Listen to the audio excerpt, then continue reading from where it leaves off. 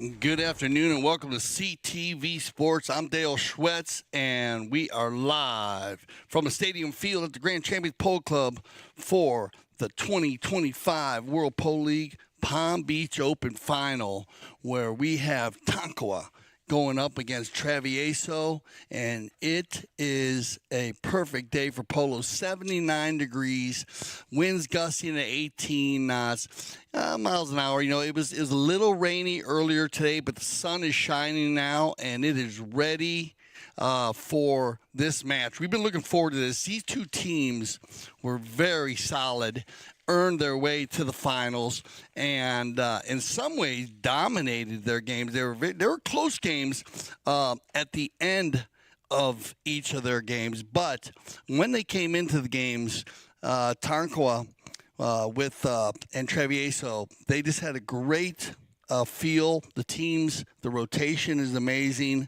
and we got our players warming up. And like I said, they'll keep an eye on the field condition. I think it was just enough rain today that'll make the fields perfect, as little rain always does help. And we had a game this morning that it started to rain a little bit more, so we took a break on field 3 in the 16 goal under John Oxley, and then we went ahead and delayed that game, but we were ready for the final because it's all about the 2025 World Polo League Palm Beach Open today. I'll be calling the play-by-play and all the color for you today. We'll break it down for you. We have our top officials working this one today. We have Esteban Ferrari, Pepe Raza, and Gaston Dorniak there at the field. We have our IRO, from the UK, Roddy Matthews in the CTV Sports Studios. Remember, with the replay system here in World Polo League, and I'll talk more about that as we come on, because this is a perfect time to announce Mr. Tom Blake to sing our national anthem.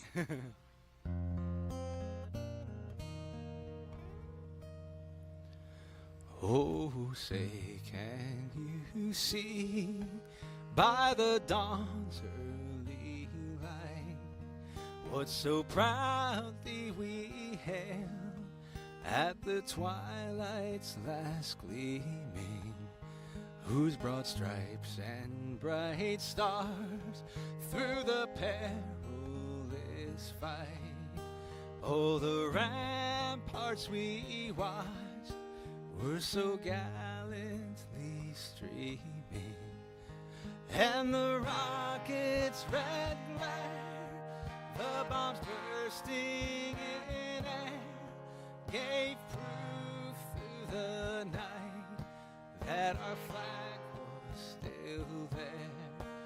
Oh, say does that star-spangled banner yet wave for the land of the free and the home of the brave.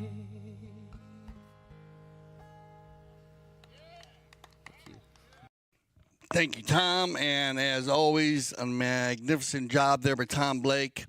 I love his rendition of the national anthem. And remember, you can follow Tom on his Instagram, Tom Blake, as he plays music all over the Wellington area, actually South Florida area, during the winter season, during the polo season. So you can catch Tom. He'd love to have you as his guest.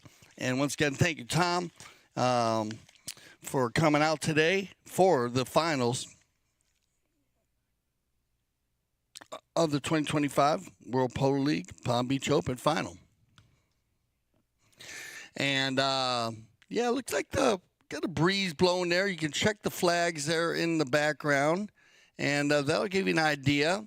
Kind of going back and forth a little now. So the wind has died down a bit from this morning, and that's where we're going to give the players their final warm-up, and we're going to get this final going. We might have a shorter halftime this evening, just to let you know if you're watching on CTV Sports. And if you're on your way to the stadium field at the beautiful Grand Champions Polo Club, gcpolo.com, you can find all the GPS coordinates to find your way out to the stadium field. And They'll probably skip the divot stomp. Remember, polo, the only professional sport in the world that allows their fans on the field at halftime.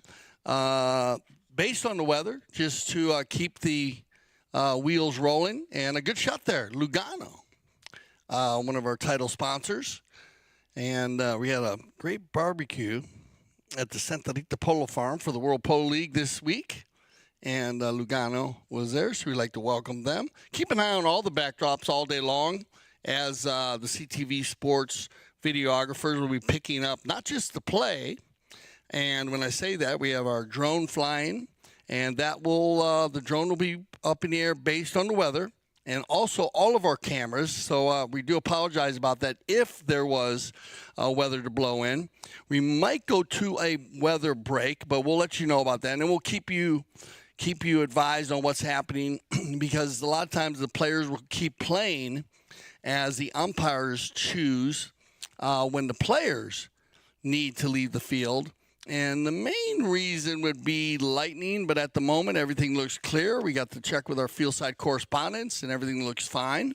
But when it comes, and then basically weather conditions, if there's a lot of water, a lot of rain, and it becomes slippery for the four-legged athlete, then they would suspend play. But most of the time, the amazing horses that are used in the game of polo, it takes a lot of water to disrupt the way that they run and stop and turn with safety. So, but that would be the only reason why they suspend the time of play. But when it comes to the cameras, we need to make sure with our videographers and our equipment.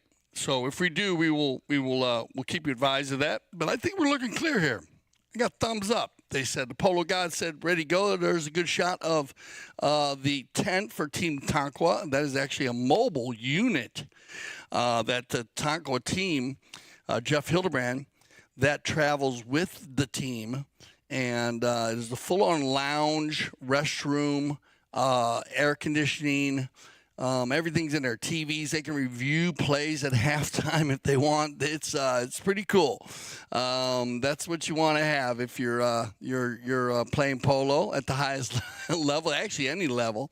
And I've seen the unit. I've had an opportunity to tour that unit in beautiful Aspen, Colorado, where Tonkawa Farms Polo Farm is in Aspen.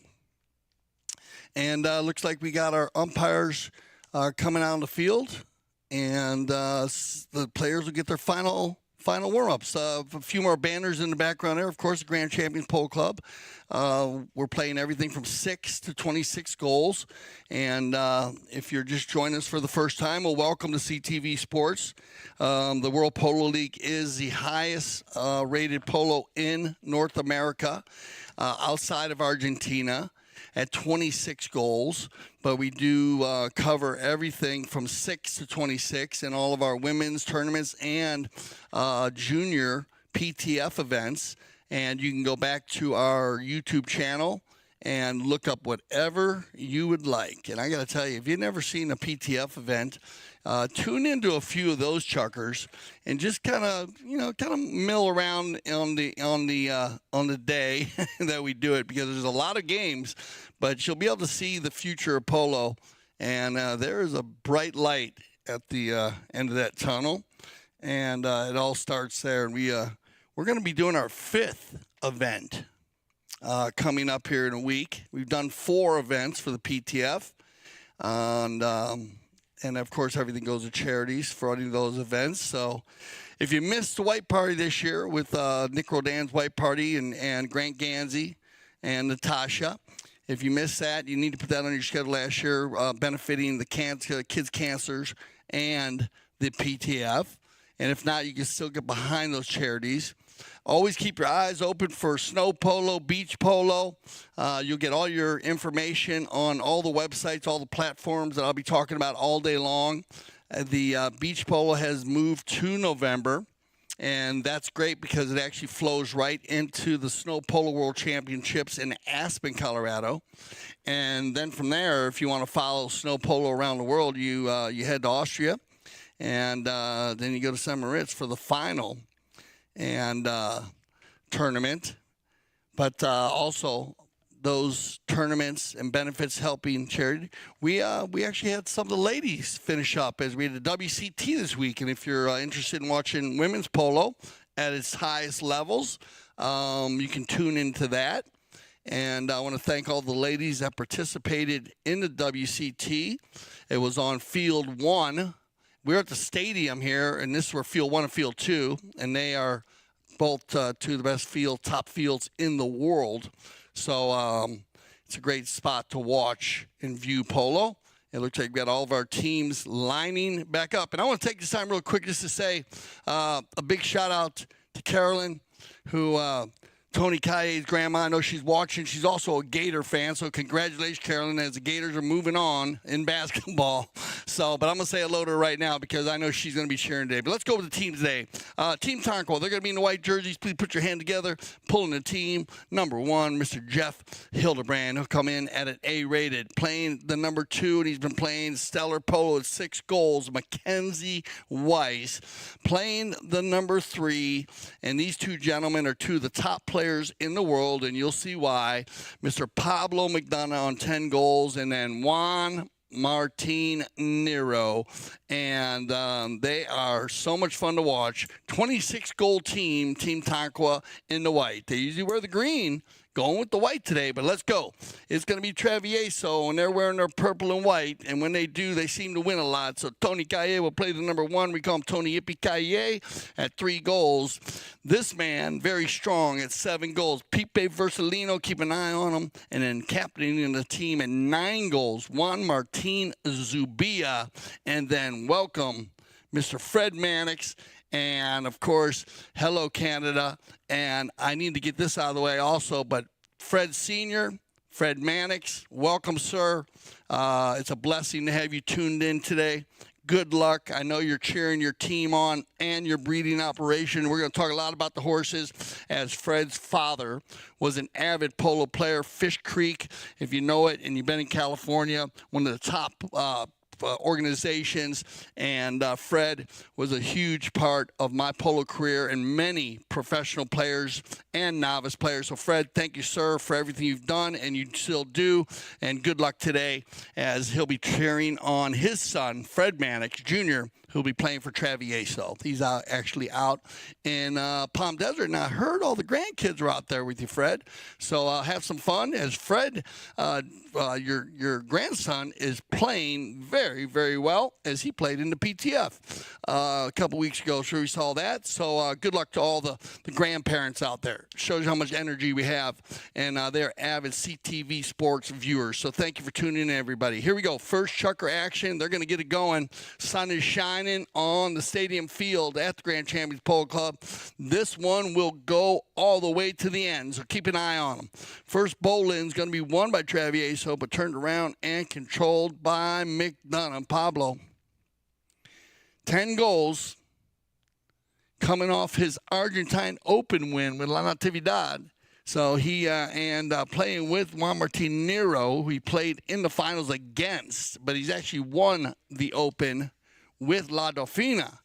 And so they know each other very well, and keep an eye on them. On the move, Travieso is going to get the first ball inside the 60. Remember the polo field, 300 yards long by 160 yards wide. We'll talk a lot about the distances and the size of the field as these players work their way back and forth. Control play by Mac Donough. Pablo. There goes Nero on the left side. Give and go. Nero's got room to work. Juanma. Oh, yeah. This is a laser beam. Who's got the horsepower to get out in front? Mackenzie's going to get out there and tell Jeff to stay back. Now he goes for the turn. Well done here by Fred Mannix to turn and burn quickly for Travieso and get the ball moving forward, turning the defense into offense. Backed up cleanly there. Mallets in the air, whistle on the play. So, great start here by the Tonkawa team as they controlled the first minute and a half. Mannix did a great job turning it back up the minute that Travieso got control. Let's see what happens here.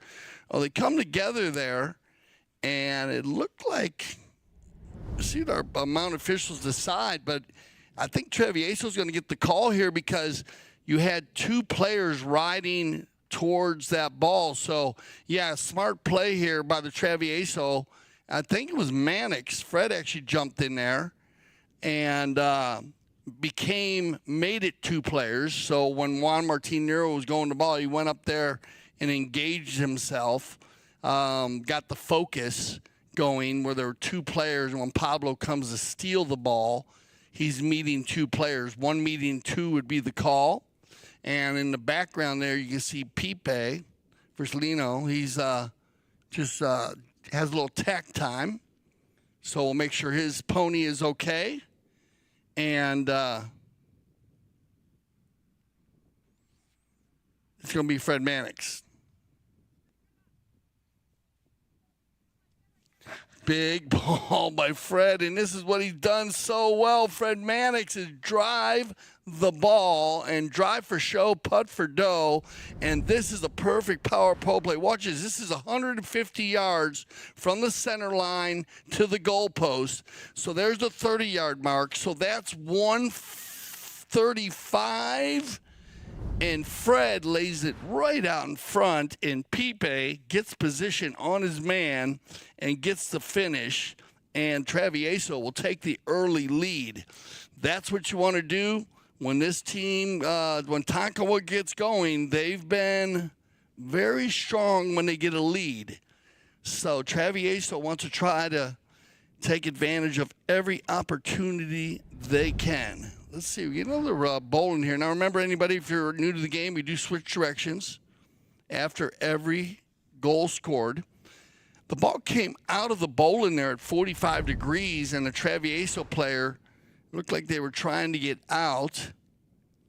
Now, remember, we are using the challenge system today. I talked about our instant replay official here in the CTV Sports Studios in the challenge system for the World Polo League.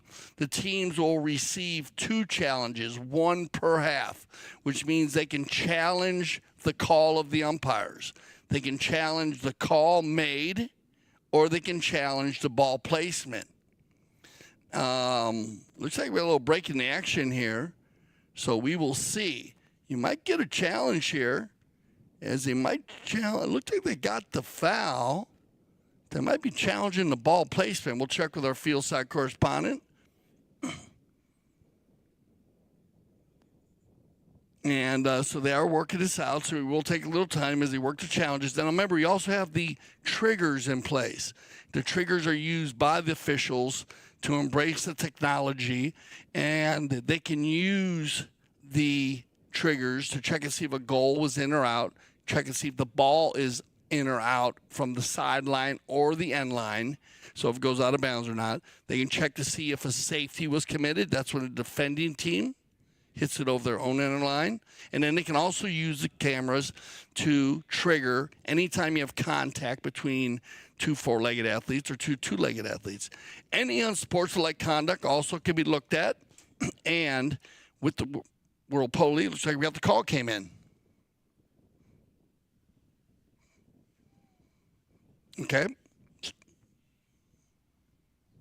Okay, so this is an early challenge. I'm not a big fan about early challenges. Everybody knows that, the risk-reward matrix. But they had a foul against Travieso. They challenged the call. They lost their challenge. Travieso will lose their challenge in the first half. And here comes Mackenzie with the penalty. 4, 60-yard strike, just off to the side. You can see the drone footage there. So Travieso electing to use a early challenge. I personally like challenging when you have a goal shot penalty, not center hits, but actually that ball was maybe getting moved anyways to a 60, so they were challenging that. They didn't think they fouled, and we always say, try not to let the player who fouled call the challenge, because he wouldn't have fouled, of course, if he didn't think he fouled. And also, you want to make sure that you kind of try to save a goal shot penalty. We'll see how they work the challenge system as we'll break it down as the game goes on. 4:20 left here on the first chucker. Hello, Aspen, Colorado, and it's going to be picked up here and controlled again by Team Tonkawa. Big ball and a shot on goal. Look at this goal by Tonkawa. They will pick up their first of the day. Flip shot by McDonough, or actually by Nero. Leaves it for Pablo. And Pablo, from a standstill, puts one in from about 120. Nice shot. Good work here. And we'll go to our first courtesy change. We are using the courtesy changes today. That'll happen somewhere in the middle of each chucker. The umpires will stop play and allow the players to change their four-legged athlete, get a new horse. It is not mandatory. You can use it or not. Now, when it comes to the challenges, you need to use your challenge in each half. So you got either use it or you don't. Use it or lose it. So you can have your challenge in the first half. And then if you do not want to use your challenge, that's fine, but you cannot carry it over. And the reason why I bring that up, because a lot of the players, especially the top players, thought that maybe that should be a condition, which it might change as time comes. That would leave a lot of challenges at the end of the game. The system does work very well now. You get a good shot of the 20 goals right there. Juan Martín Nero, Juanmar on the gray pony, Pablo Mac Donough, and both with their breeding operations is Juanmar, the Jan, and also with Pablo Mac Donough and his brother, La Ernita. We'll talk about the breeding operations as we go on. We have, we're talking about the Mannix. This is Fred. He has the Alberta breeding operation. And here we go. Beverly back 1-1. So a good start by both teams. Loose ball play. Tony gets a piece of it. That's a nice play here by Tony Calle. Looking for Fred. Now they leave it for Pipe, and the 1-2-3 combination is going to work. And this is going to start with the reason why we call Tony Yippee Calle is because of that hustle play that he makes right there. He sneaks in there and makes a nice little tap shot backwards, about 3 yards. Fred moves it along, takes his man. They leave it for a Pipe. Good teamwork, making it 2-1 as we click the 3 minutes. Well done here by Travieso early on the bowling. Back and forth at the moment. Right in front of our World Polo League banner. If you are interested about the World Polo League. Let's watch a replay on this, though. You make the call. This is another bowl-in, face-off hockey, bowl-in pole. We see a lot of, sometimes you see penalties here where they bunch up. And interesting. They all came together there. And I guess it's going to call a blocking foul. So not moving the ball anywhere from the spot. This will be a 5A. It'll be Juanma Nero. And he has been hitting the ball very, very deep as he's looking for Jeff. They all come together. Mackenzie gets in there. Pablo comes around. And we get another whistle. So 2-1 with 2:33 left. And after the 5A, see what happens after this play. Nero hits it very nice, about 100, 120 maybe. Oh, looks like they come together, but you know what happened was in the game of polo, you must be in control of your mallet 100% of the time. But sometimes you are allowed to hook another player in polo.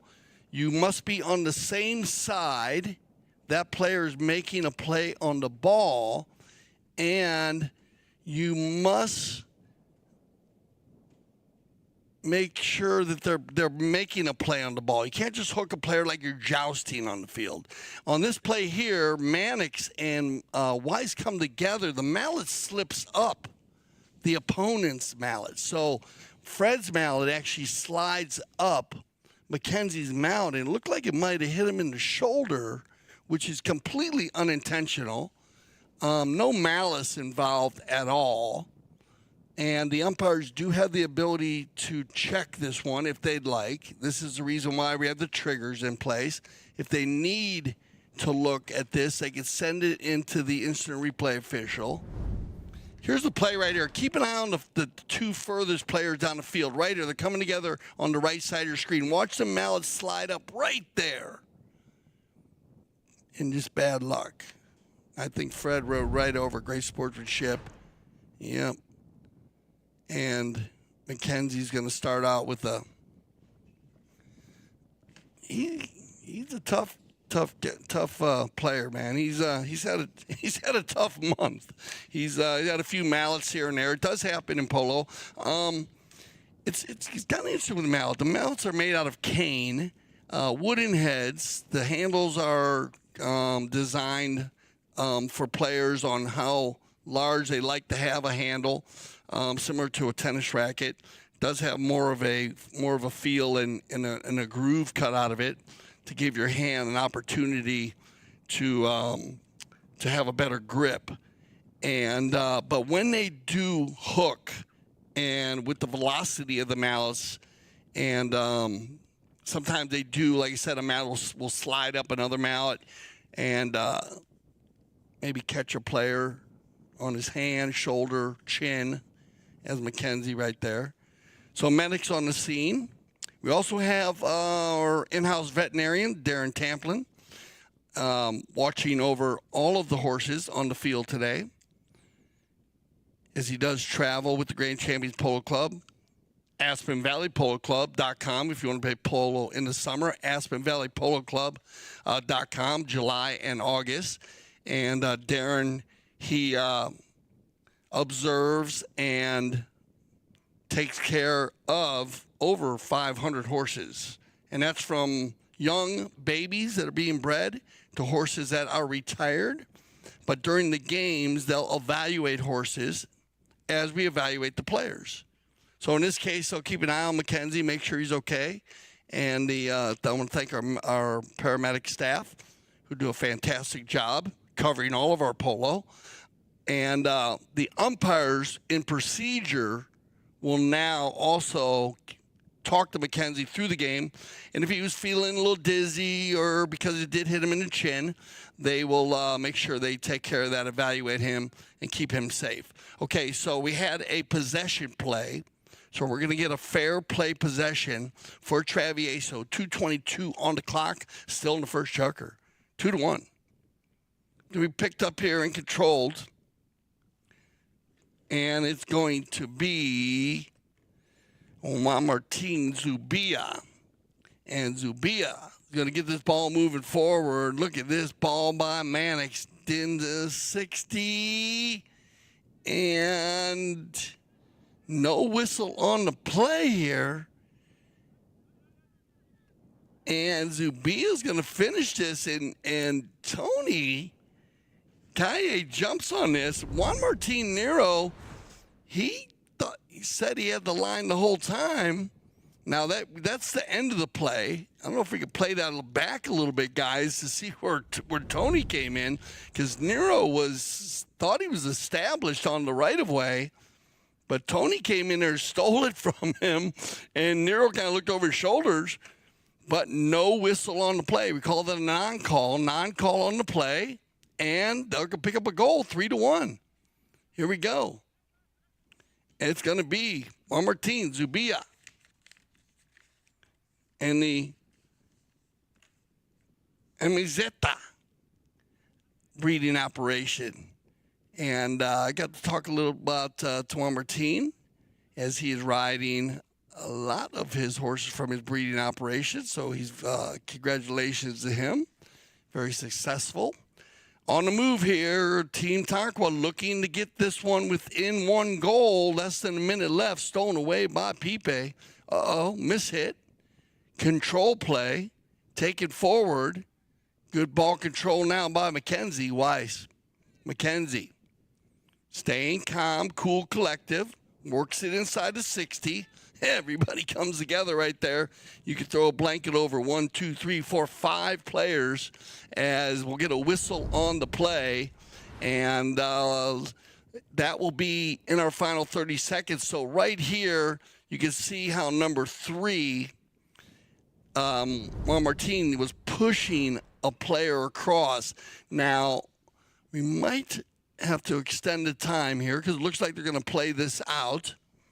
So we had 23 on ours, but the clock at the field could be a little bit more. Yep, 30 seconds left.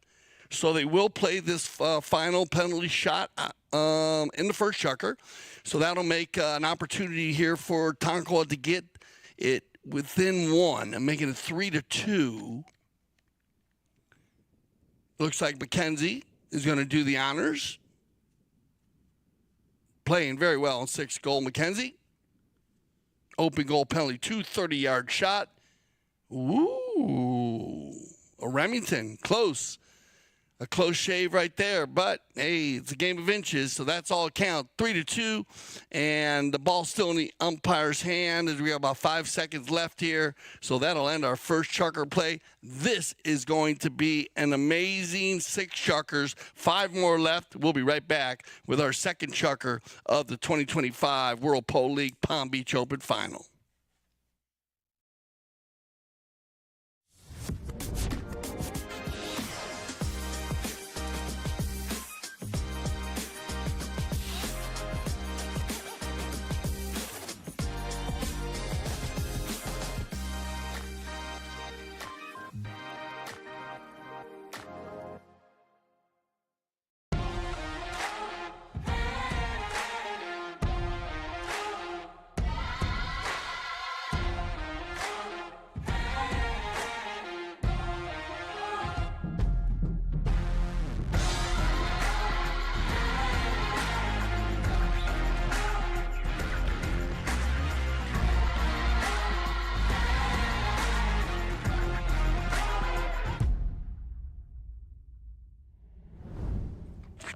Okay, welcome back, everybody. I'm Dale Schwetz with CTV Sports. I want to welcome everybody to our second chukker of the 2025 World Pole League Palm Beach Open Final. And if you missed our first chukker, well, good polo, back and forth. And we ended 3-2. Both teams 26 goals in the white. Tonkawa, Jeff Hildebrand, playing number 1, A-rated. That's a 0. They rate you from -1 to 0, and then 1 through 10, 10 being the best in the world. Mackenzie Weiss will play number 2 on 6 goals. Pablo Mac Donough, 10 goals, number 3. And Juan Martín Nero, 10 goals at the number 4. And they were undefeated coming into this final. Travieso coming in with 26-goal team. Tony, Calle, he'll play number 1 on 3 goals. Vercelino played the number 2 on 7 goals. Juan Martín Zubia will play the number 3 on 9 goals. Fred Mannix will hold down the back door, number 4 on 7 goals. And Fred is coming out on one of his breed, Alberta Peroni. So he's going to switch a few horses up here, back and forth. But maybe his father, Fred Sr., might know that horse. So good luck with that. And we're going to try to hit as many horses for you today as possible, as we have so many different breeding operations. We have the Santa Rita breeding operation out there. We have Pete Merlos. We have so many different breeding operations. I'm going to hit them. It's all about the horses, and we'll try to cover as many as we can today. But it's about the players and an amazing Open, the Palm Beach Open, and this is our second chukker of 6. 3-2. Here we go. Tonkawa in the white. Travieso in the purple. Back and forth, picked up now and controlled by McDonough. Pablo to the inside. And Fred says, let me clean it up a little bit. I'm sorry, it's going to be Juan Martín Zubia. Now, rotation by Pipe, who has been playing fantastic. And do not let him on the penalty line as, Nero says, hey, man, we got some delay of game going on here, I think. So let's see if we do. Now, remember, delay of game, once you're told to clear, watch number 4.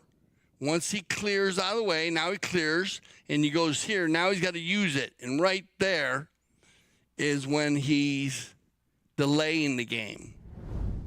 So Pipe, they now remember, and also, and this is why I'm not a big fan of early challenges, but they cannot challenge that because Travieso challenged the first call in the first chucker, which was a penalty 5, which was moved to a 4, so it must have been a 4. So they did challenge a goal shot penalty, and it was, you know what, I can understand. Maybe they thought they had enough room to get out of the bowling, but they used their challenge. They lost their challenge early. So at the moment, Tonkawa has a bit of an advantage here in the first half, still having a challenge in their pocket. This is going to be Mackenzie to do the honors once again for Tonkawa. 60-yard penalty 4. Oh, man, watch out. Now, he missed the first one, and then he made a 2. And now Mackenzie's going to go back to the line, and that looked perfect. He used to play a lot of polo, actually against his father. I wish I would have been able to play with him more, Andreas.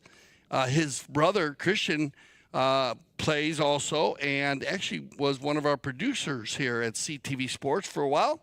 So family, very much in the game of polo. Grandfathers and grandmothers, everybody plays. On the move right here, win the bowling, get the offensive attack, and Zubia.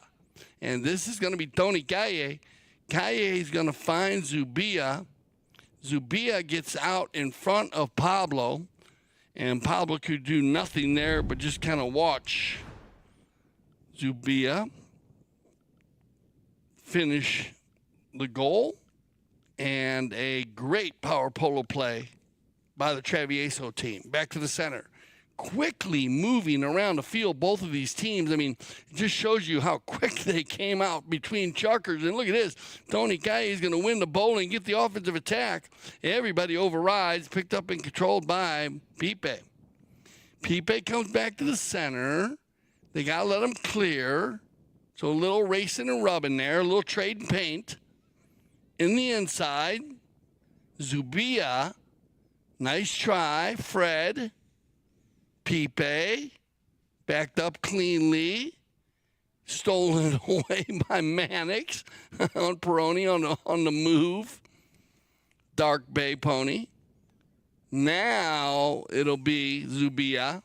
Very active here early. Juan Martín, man, coming to play today in the finals, getting to work early.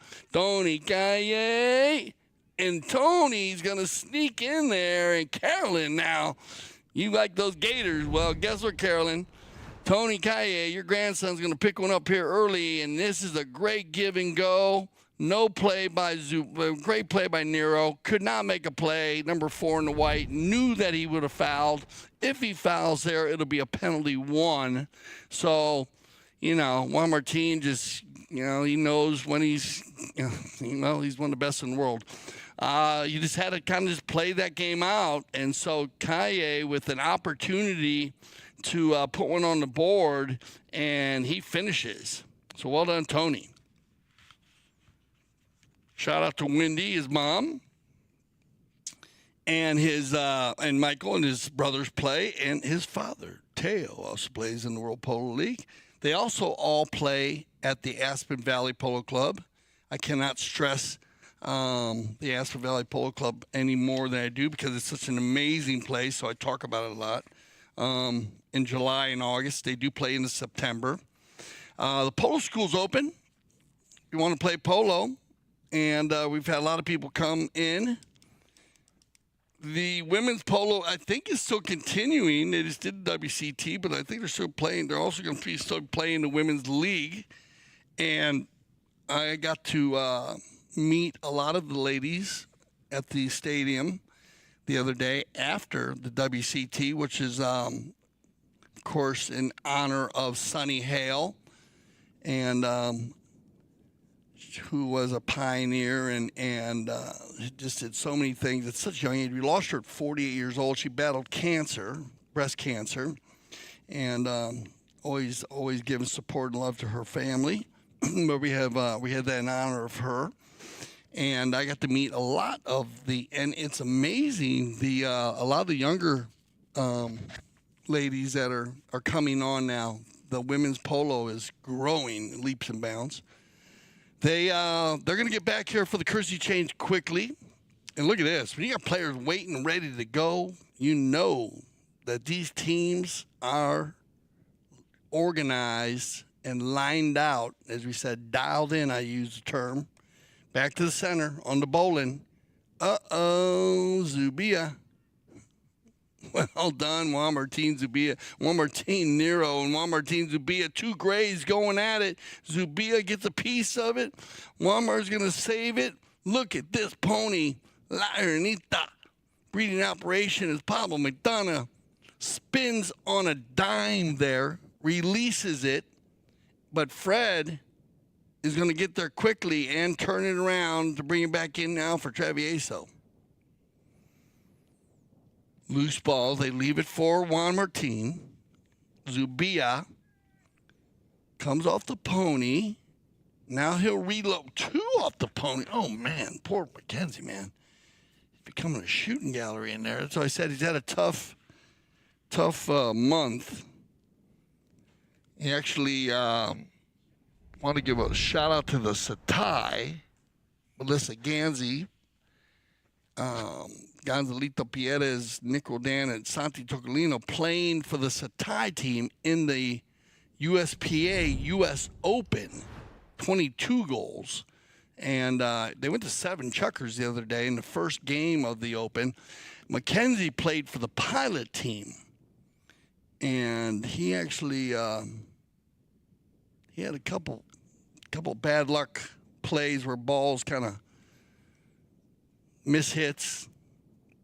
But he bounces right back all the time, young and strong, but he's okay, so they'll keep an eye on him. He seems like he's all right. 3:08 on the clock. Here we go, 5-3. Travieso's going to keep their little lead. It's going to be Zubia, stolen away now by Weiss. Good play by Mannix, backed up cleanly by Juan Martín Zubia. And Pipe jumps on that, but it looked like Pablo Mac Donough, number 3 in the white helmet, is going to jump on the right of way. Back shot comes off a pony, and this is the quick line change. Remember the quick line change when it bounces off a pony, a mallet, a player, and in a different direction, changing the right of way. You need to adjust. Penalty 5A, control play. Going to be Tonkawa. Ooh, nice little steal here. Well done by Zubia, sending everybody forward with the purple jersey on now. But he wants to keep this one. Now he overrides. Tony is going to have opportunity. Calle.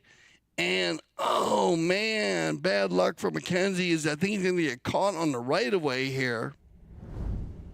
Keep an eye on this play. Zubia goes to run by. Watch Weiss come from left to right, across right here.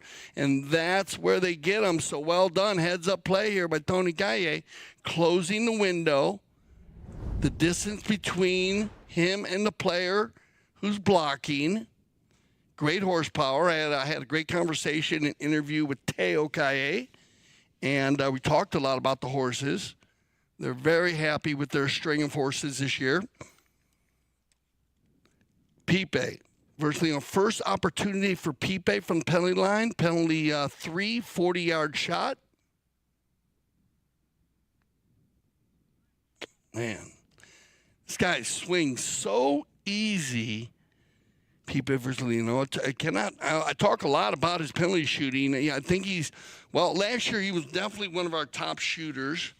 Percentage-wise, but he has a really sweet swing, and you can watch a lot how Pipe, he never presses it. He always nice and smooth, bottom of the ball, and high percentages by number 2. Well done, Pipe.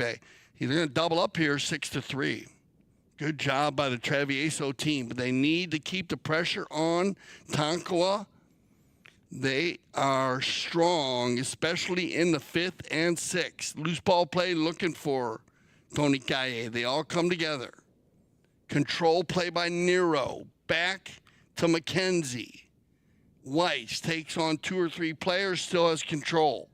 This is what he has done very, very well. Mackenzie, especially at a 6-goal handicap.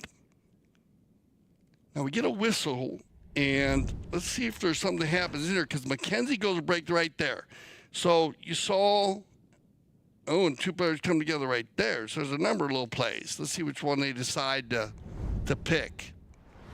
Mackenzie on 6 goals, and I was talking about the rating system earlier. Now, the funny thing about the rating system is out of all the players that actually pay for a handicap through the United States Polo Association, to be rated by our 2 goals or less. So Mackenzie on 6. Actually, everybody out there. Tony on 3, upper 20%. All right, open goal penalty 3, 40-yard shot. Riding in from behind. Opportunity for Tonkawa to get within 2. Mackenzie will do the honors. And they have, I was talking with, I had the opportunity to talk to Juan Martín, Nero, and because Mackenzie does take all the penalties, and they said that they all practice. They said Mackenzie was hitting them very well, and he asked if he could take them. So Pablo and Mama said, hey, if you're feeling it, go for it. So, and they've done a great job working with Mackenzie, and I think they've added to his arsenal of scoring, especially for a young player like Mackenzie. Loose ball play. Tony trying to get loose. Pablo's going to back it up. No whistle on the play. Again, Travieso keeping it in their area. And then we get a whistle. And we will see if that ends a chucker or if they have a little more time. Pablo backs it up. And right there is where you're going to get the penalty.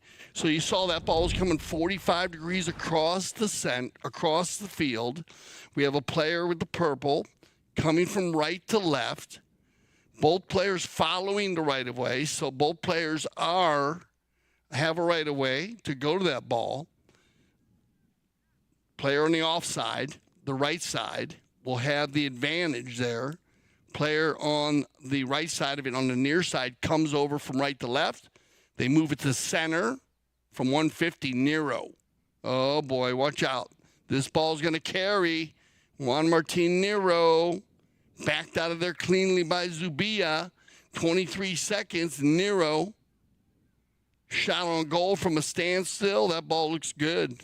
Ooh, off to the right side. And the clock goes tick, tick, tick. That'll wind it out. And so we'll leave the second chucker 6-4. We'll get everybody on some fresh horses, and we'll be back for our third chucker of play.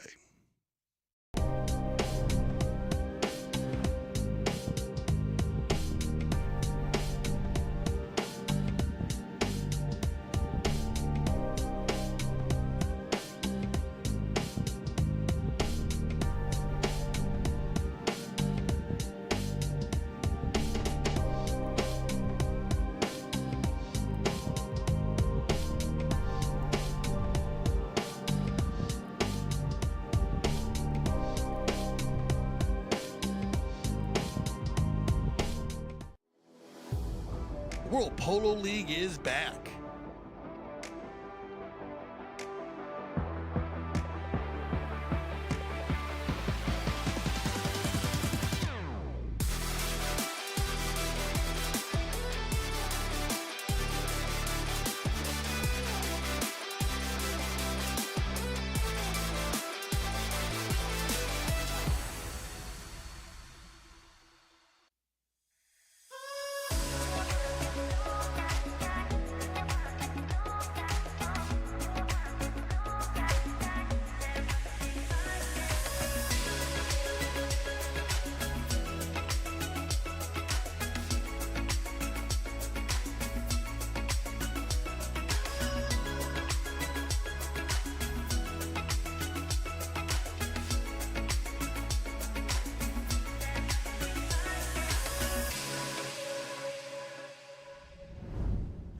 If you find your way down to the Boca Raton, down in beautiful Boca Raton, please, one of our title sponsors, Grand Champions Polo Club, Beach Polo, and just a beautiful spot. The main hotel is right there on the Intercoastal Waterway in Boca Raton. And then don't forget about the Beach Club, which is on the beach right next to the Intercoastal Waterway. So if you know the Boca area, I grew up in Boca, and it is an amazing, amazing resort. So please stop in and tell them you're a fan of the World Polo League. All right, good shot of Tonkawa, and both teams still feeling each other out here. Good polo, clean. Each team having opportunities, a couple opportunities from the penalty line, and successful. The Tonkawa is 3 for 4 from Mackenzie, and that's putting them in a good spot. As I said, they both finished very, very, very strong horse-wise when they come in that 5th or 6th chucker. So keep an eye on these four-legged athletes, and so I would think they would game plan wise, they'd love to have a lead going in, but they play a very similar style. Jeff on the green on the white team, Tonkawa, Hildebrand, he loves to pull the team in front. Doesn't have any goals yet, but he will. And when he also plays a lot of defense. Mackenzie, number 2, he rotates around, and the two 10-goalers, McDonough and Nero, they use Jeff and Mackenzie a lot. They facilitate the ball and work their plays down the field, and then they'll use a 4-player rotation. Travieso, Tony pulls the team in the front, Fred plays the back, but then they will get a 4-player rotation in between, similar to hockey. And then they got to adjust, so they'll be adjusting all day long. Here we go, 3rd chucker, and they are going to open it up quickly. Tonkawa, as they find Pablo. Bad luck there. They come together. Now controlled by Pipe, Fred, and they'll keep it moving. And look at this possession. Is everybody touching it? And this is a true coast to coast like butter on toast as they go the full length of the field. Yeah, and spreading the love here. Look at this ball by Juan, Martín, Zubia. Well done. Right there by Fred Mannix. And this is something that Tony Calle told me. I was interviewing Tony, and Tony said he really enjoyed playing with this team. When he says that Pipe, Juan, and Fred, just a lot of positivity. And you can see that as Mannix slaps him 5 with the mouth. And look at this. Now Juan Martín Zubia is going to bust out of the bowling and shoot a goal, but just off to the right side. So they are keeping the fire up, and I like it because this Tonkawa team, man, you got to keep them pressured. Looks like the flags in the background there are starting to drop a little bit, so the wind must be getting a little calmer as the sun sets in beautiful southern Florida. A little bit of a miss hit here, but no problem. Nero will recover. Esteban Ferrari right there, one of our top umpires, with Pepe Araja on the field. Gaston Dorniak, our 3rd man. Looking for Hildebrand. Jeff on the gray right now, out of Houston, Texas. They come together, work it down, positive possession. Everybody lines out. Now Nero off the back of a pony. He'll leave it for McDonough. Pablo with the control play. Gets by one player. Backed up by Calle. Moved along by Mannix. Control play by Wama. Nero looking to drop his shoulders here. This is where Pipe raises the level. Pablo and whistle on the play, or no, just out of bounds. So, did the defensive stand help? Yes, it did. And they hold their own. Travieso keeping Tonkawa off the penalty line. Mannix, and he has been driving the ball very, very deep lately. Fred Sr. would be loving that. He'd love to play the power polo game. When he played with Julio Zavaleta, the Zavaletas, Clemente in the group. He's also played with a number of top players from around the world. Around the corner here, as they work the ball to center, then it gets shut down, and Pablo will control. Pablo trying to get by here. And then finally, Tony gives a little bit more space, and you might have given him too much. Well done, Jeff. Almost gets the finish. Great second effort by Zubia. Cleaned up nicely by Vercelino. Turn around the corner, and now we're going to another level. Mackenzie Weiss turns that ball back to the inside. Loose ball play, looking to get loose. It's going to be Pablo. Uh-oh, Pablo. Uh-oh. And that ball will trickle across the line. I think it goes in, but you might get a whistle before that. Oh, no. This could be a penalty one. Keep an eye on the number 3 in the white helmet here. Watch the back end of his pony right here.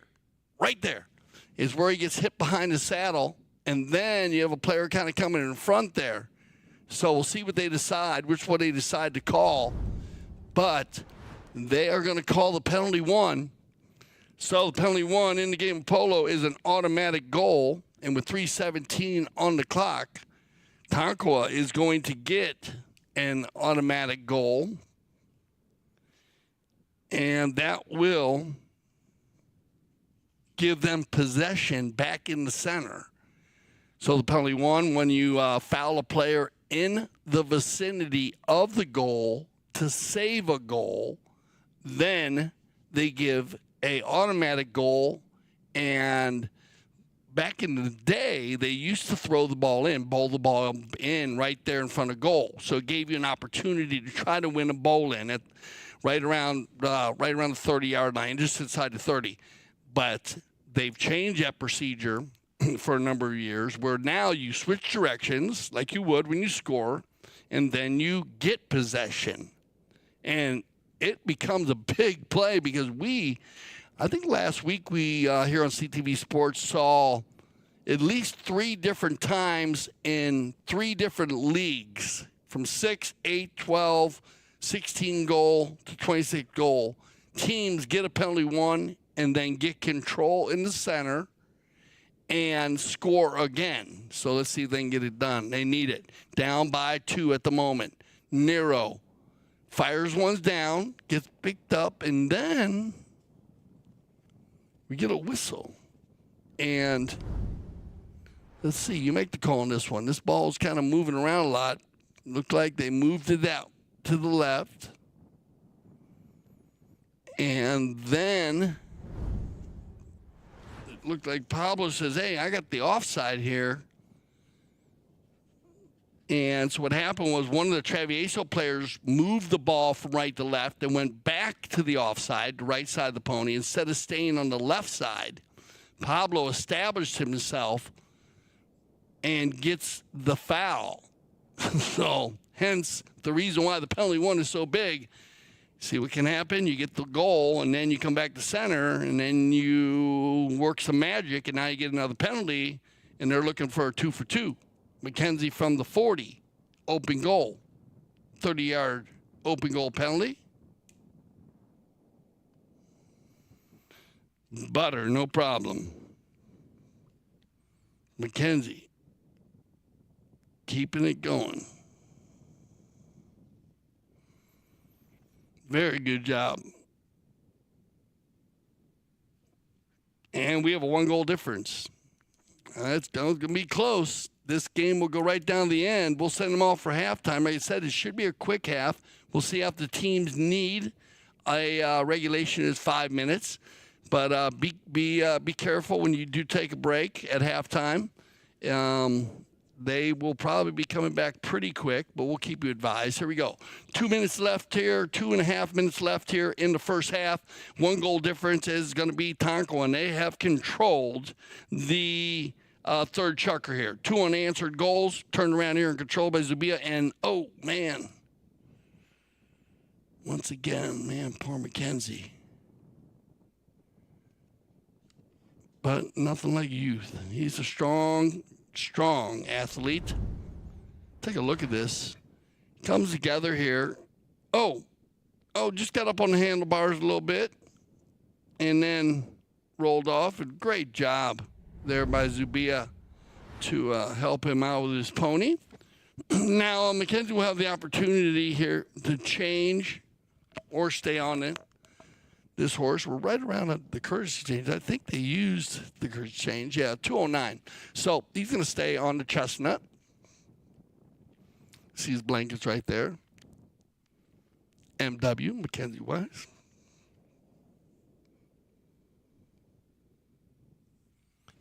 And we're going to get a possession play. So Travesio did have possession of the play when Mackenzie went over the handlebars there, but he is okay.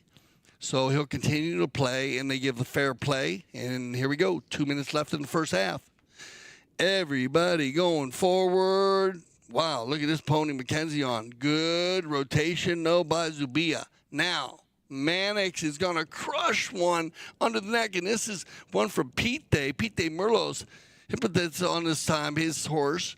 And as we do, players do play other horses from different breeding operations. This one from Pete Merlos.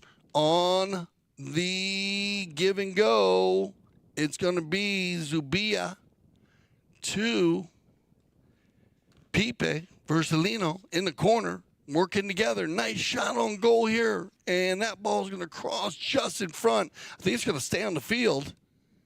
Yeah, tough job there by Mackenzie and Tony Calle, and it'll be Pablo just to slow it down, take a breath, as they have 1 more minute left in this first chucker.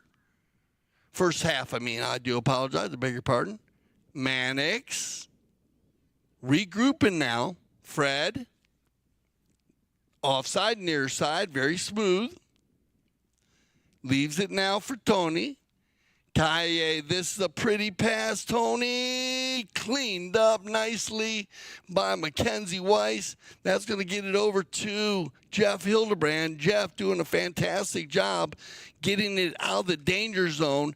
Now, get ready to rock and roll, because here comes Pablo Mac Donough, and we're going to click down to our final 30 seconds of the first half. Mac Donough drops this ball to Nero. Nero's going to leave it for Wise. Mackenzie's going to crank one down the center, looking for a white jersey, and nicely picked up here by Zubia.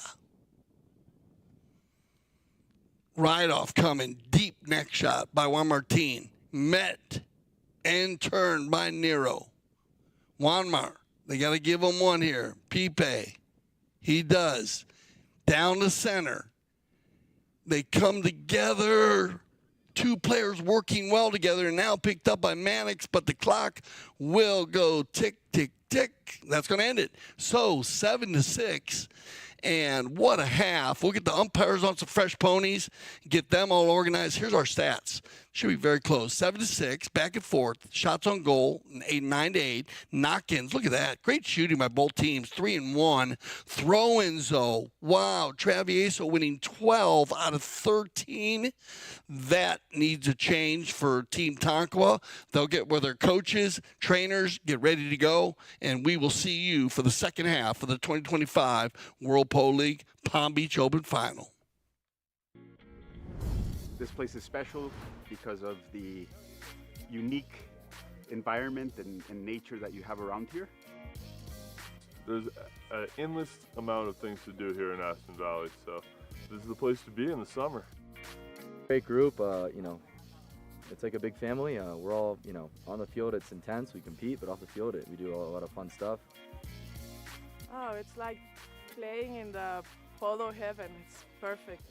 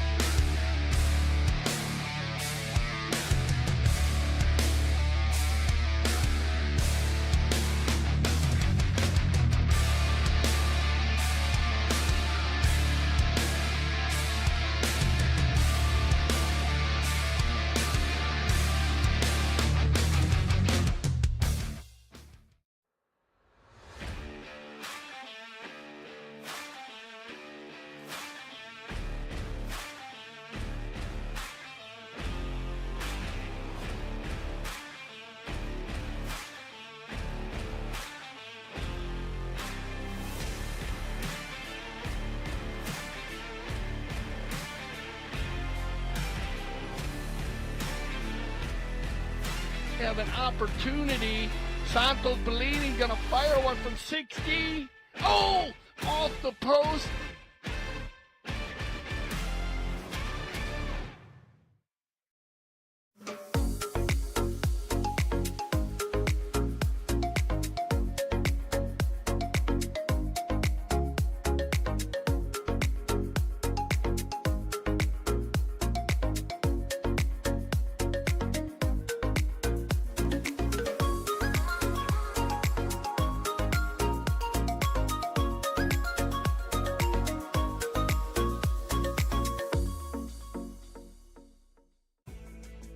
Polo school is the funnest thing I've become involved with in the last year of my life. Give me the confidence to be able to play an event in beach polo, Miami Beach, and snow polo in Aspen. Our dedicated instructors have years of polo experience and are CHA certified. It's important to us to come back and have a really good experience. Every time you leave the gates from the polo school, you're hungry for more.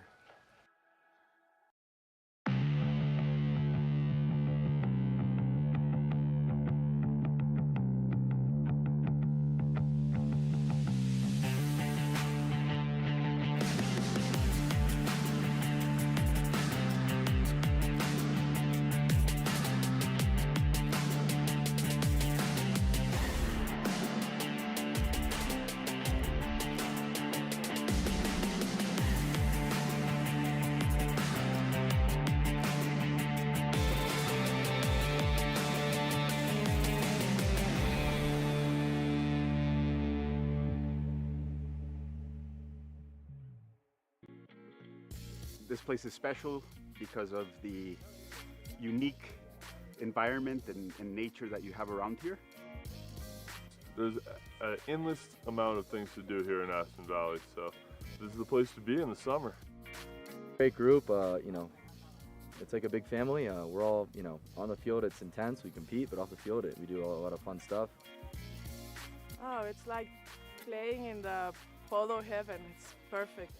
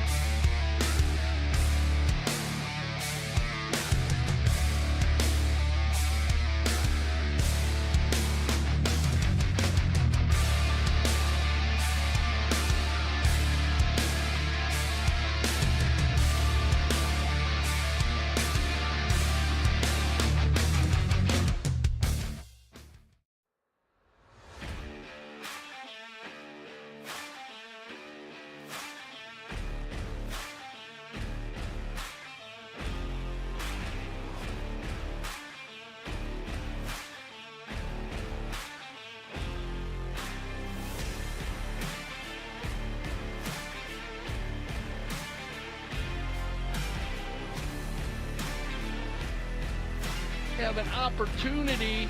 Santos Bellini gonna fire one from 60. Oh, off the post.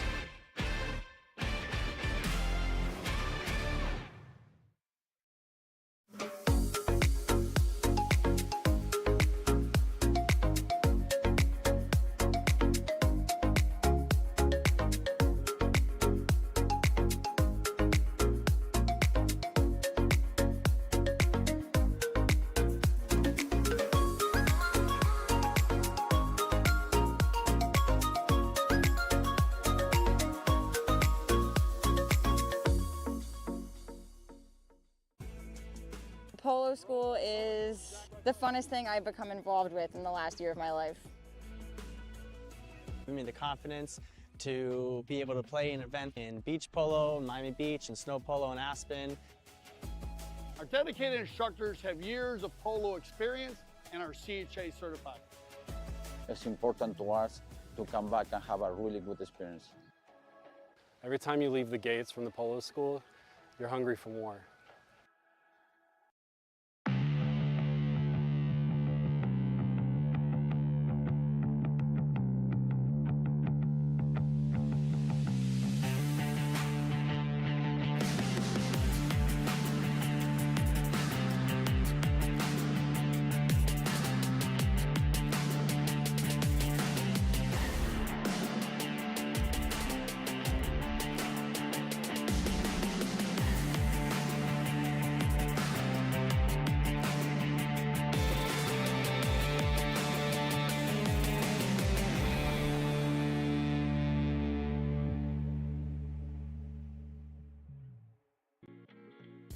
This place is special because of the unique environment and nature that you have around here. There's an endless amount of things to do here in Aspen Valley, so this is the place to be in the summer. Great group, you know, it's like a big family. We're all, you know, on the field it's intense, we compete, but off the field we do a lot of fun stuff. Oh, it's like playing in the polo heaven. It's perfect.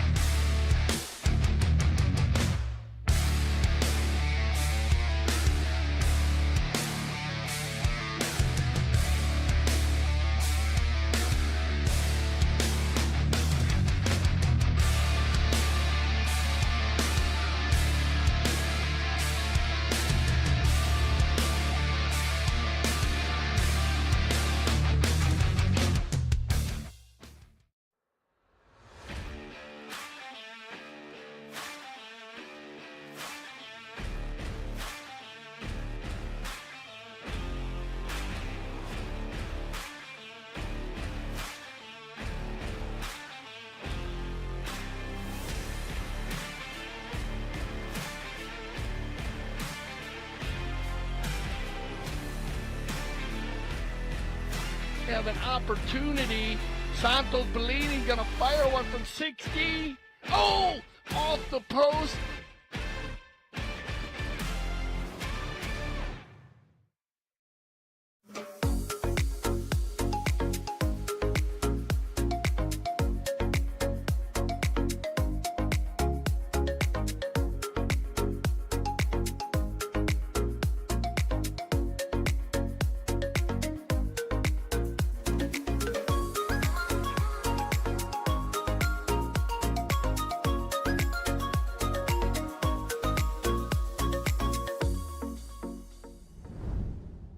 Good afternoon and welcome back to CTV Sports. I'm Dale Schwetz, and this is the 2025 World Polo League Palm Beach Open Final. Fantastic day at the beautiful Grand Champions Polo Club Stadium Field for the finals. And, well, what can we say? The biggest difference in the stats to end the first three chukkers. Remember, 6 chukkers of polo. here for the finals. And if you're just joining us, welcome. Tonkawa coming in at 26 goals. There's a good shot of 3 of the 4 players. There's Jeff right there warming up. He just went in and out of your screen. He's playing the number 1, Mr. Hildebrand, at A-rated. And then Mackenzie Weiss, he's the gentleman to the left there. Not the number 4, but facing us. He's on 6 goals. And Pablo Mac Donough, he's the number 3. He's rated 10 goals. And then Juan Martín Nero is the number 4, and he's 10 goals. So they mix it up well. And pretty similar style that they've been playing through the tournament. They've been very successful here in the 2025 World Polo League Palm Beach Open. Great team. Just looking for a stellar 3 chuckers here to try to take home the cup. But they have someone in their way called Travieso. And, the Travieso can be a little mischievous trying to get it going, as they say. The Travieso crew, they're funny. Actually, that's what it means. I was talking with Wendy, Tony's mom, and she was telling me about the Travieso name. She also was involved in the jerseys, and they're beautiful. Love their style, you could say. But they have Tony Calle playing the number 1 on 3 goals. Pipe Vercelino playing the number 2 on 7 goals. Juan Martín Zubia playing number 3 on 9 goals. And then Fred Mannix Jr. on number 4 on 7.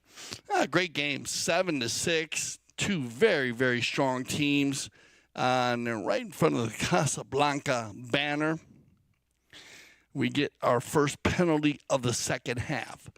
Let's take a look at this on the drone footage.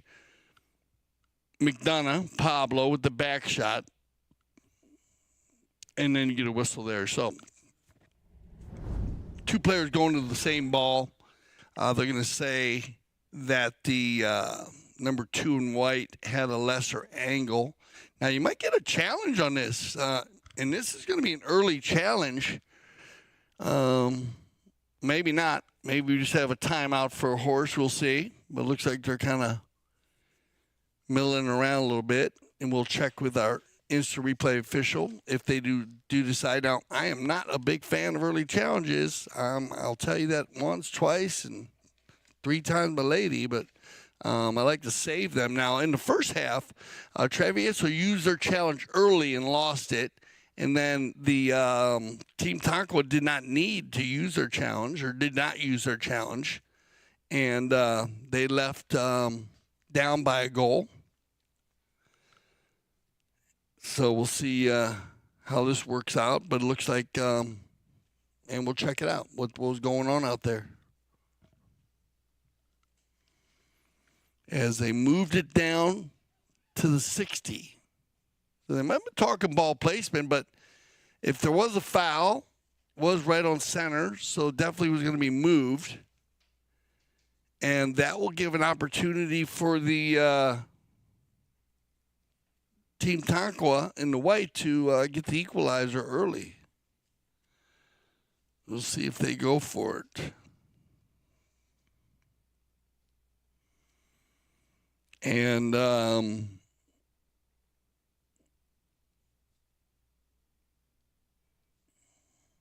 we're getting our final word here.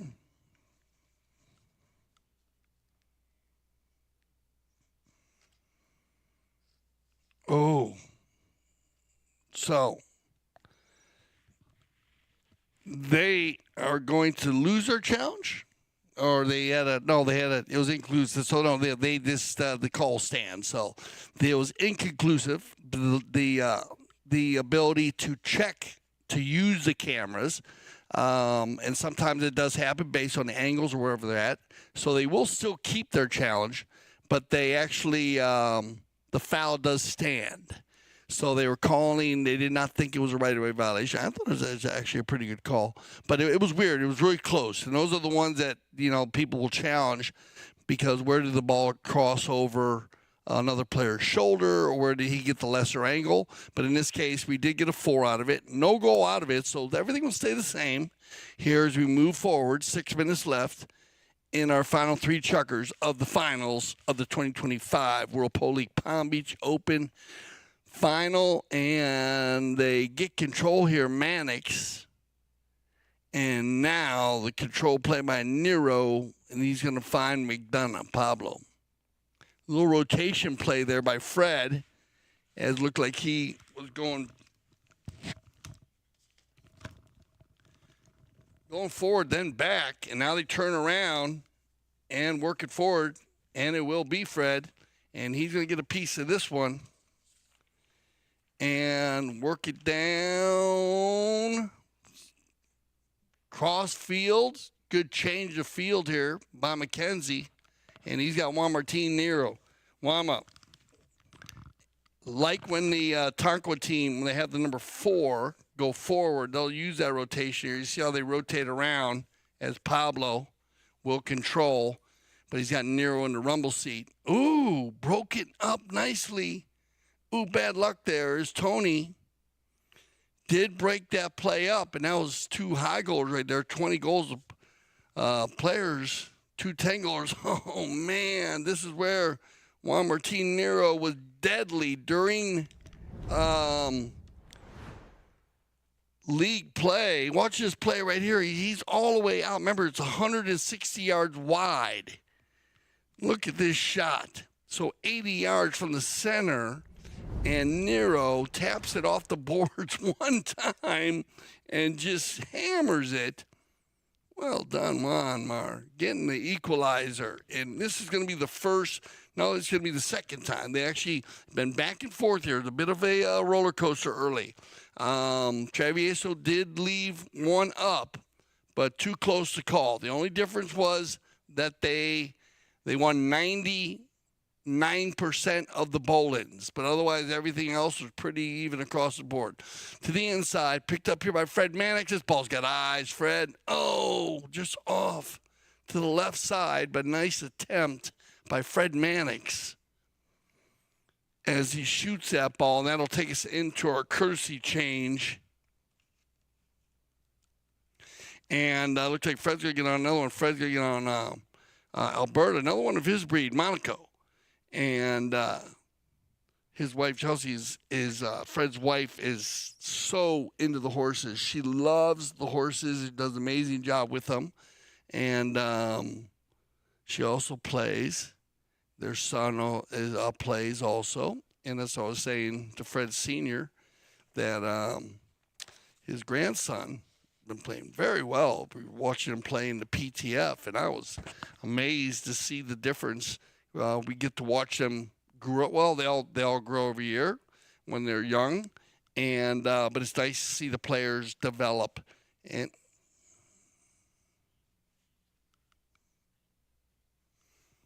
okay, so just to be precise on that, the Travieso won 93% of the bowl-ins. So very well done by the Travieso team, and thank you to my producers and our statisticians here in the studios to keep all of that information coming in, because it is so important these days, and especially these games that are so tight. But it's even at the moment, 7-7, so we can kick all of that out, clean the slates, as Fred Mannix is going to get out in front on fresh legs, as I say. So, well done by Fred. And it's always great when you're on one of your own breed scoring, because it gives you a little more love. As he played a couple in the third, he played Alberta Samuel and Alberta Baklava also in the third. So he plays a lot of different ones. He messes up. And as I said, a lot of the players do play different. Of course, I know like Paul playing some from his La Ernita and one more from his JM, and also some from the Santa Rita breeding operation. There's all different breeds out there. You got the open breeding out there. You got the Merloses. You got the Pierreses. So we'll point them out as they come along as we get back to the action here. 2:17 on the clock. And Travieso takes back that lead by the goal by Fred. Whistle on the play, and that's going to be a safety. So we get a penalty 6, our first safety of the day. For any of our new viewers, no different than in soccer. When your defending team hits it over the back line, instead of getting a corner kick, they actually call it corner. And I have to ask my producer, Enrique Bueno, why they call it a corner, but I guess they call it a corner similar to soccer. Because on when the ball is hit over the end line by the defending team, they give a corner kick. Well, they use that term in Spanish on the polo field also when they're hitting it. They call it a corner. But it is hit from the 60, and it can be hit no further than 40 yards from the center, no matter how far wide it goes wide. So we'll break that down a little more for you a little later. Here comes Mackenzie Weiss to get the equalizer. Ooh, well hit, Mackenzie.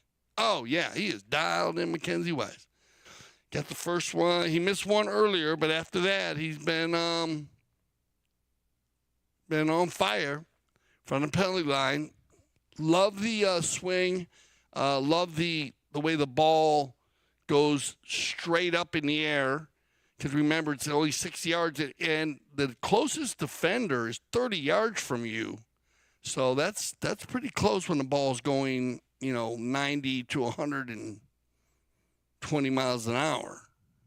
All right, on the bowling. Back and forth, picked up here and won by the Tonkawa team, but controlled by Travieso.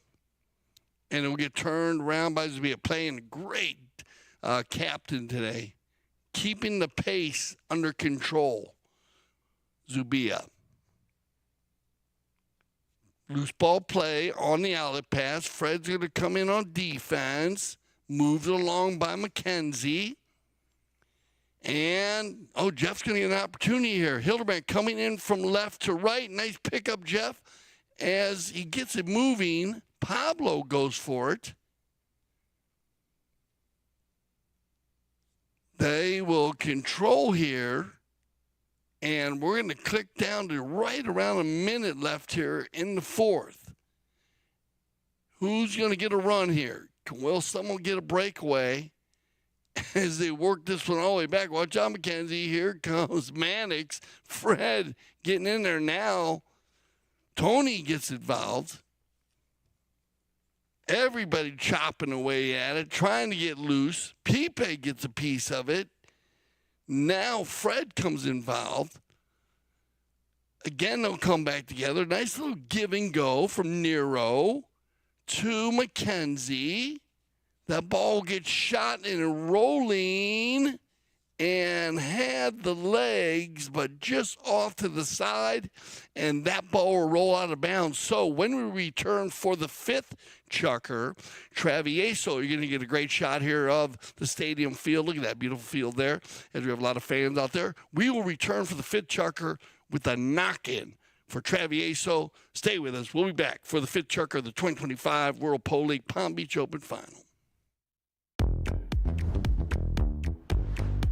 If you are in the area, I suggest you make your way to Sunset Chuckles and Cocktail, because this is the fun type polo match. It's where everyone's relaxing, chilling, just having a great time. We have great hors d'oeuvres and a special drink for the day.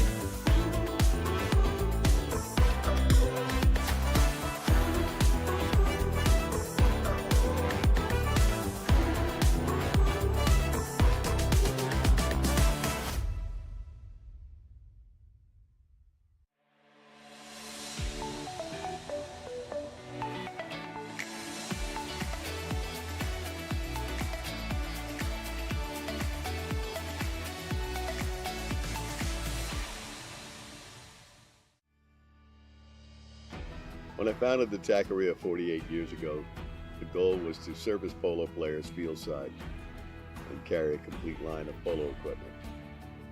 Since those early days, we now carry everything for the horse and rider. Anything that goes on or near a horse, you're likely to find here in our store.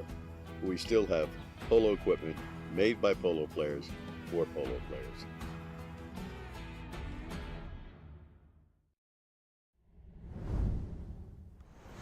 All right, here we go. And a great shot.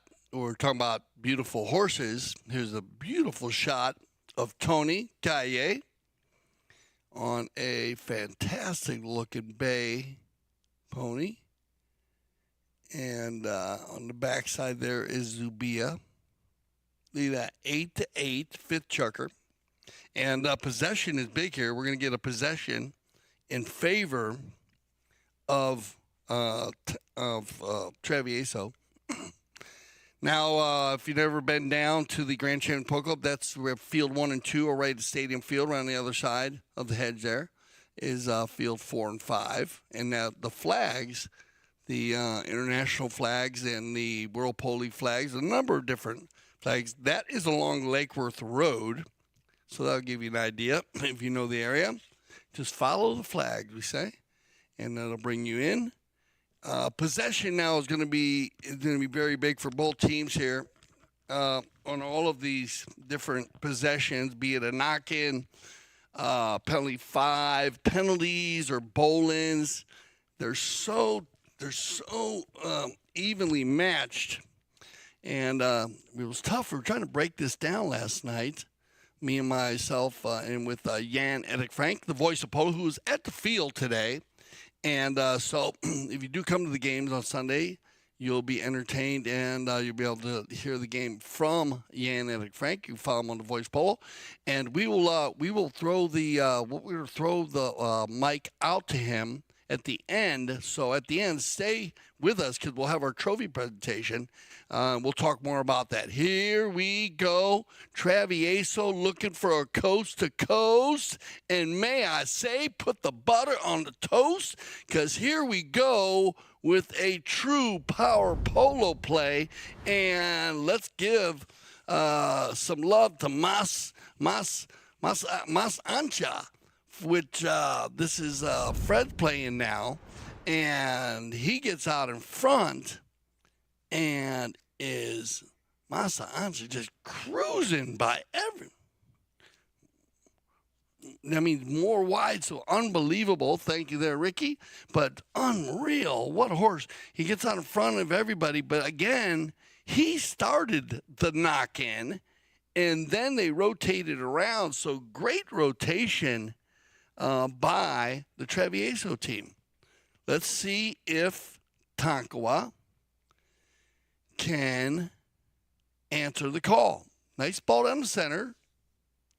They're going to try to find Hildebrand, Jeff, but covered well by Zubia. Zubia, so strong at the number 3 today. Look at this ball. What a pass. Looking for Pipe.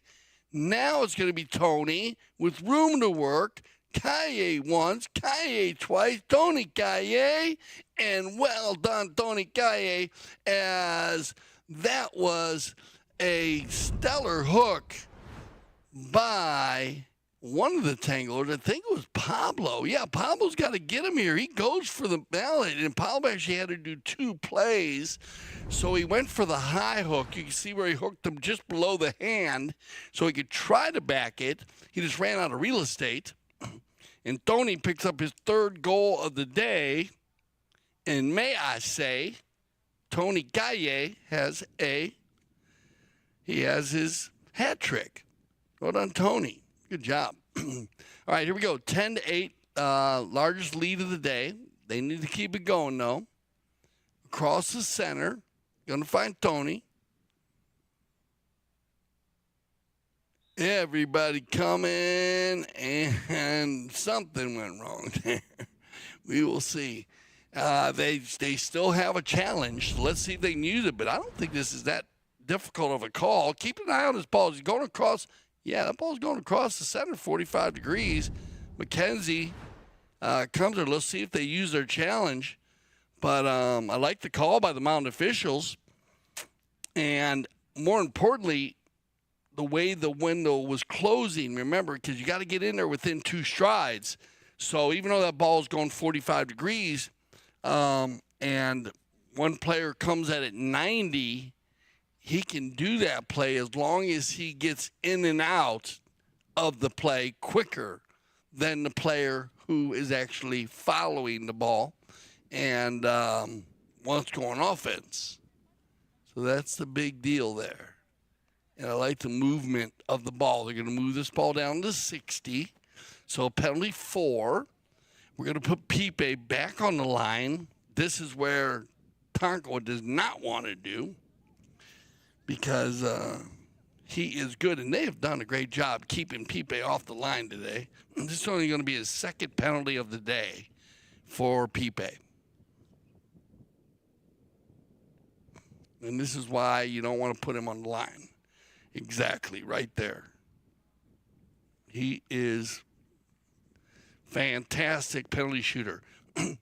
But just to show you Tonkawa how strong they are, they've only given him a 3 and a 4. Those are the only 2 penalties. And on the other hand, Travesio has to watch out because they've given up 2, 4, 6. Well, actually 4 or 5 penalties. There were 2 3s and 4s, and then 1 safety, which is, remember, shot from the 60. So that's what that's keeping this Tonkawa team in here. On the move, Tonkawa is going to apply the pressure, and then we get a whistle. Well done, Pablo. This is Pablo Mac Donough at his finest, and I think Juan Martín might have thought that ball maybe just was hit too far. And we'll see.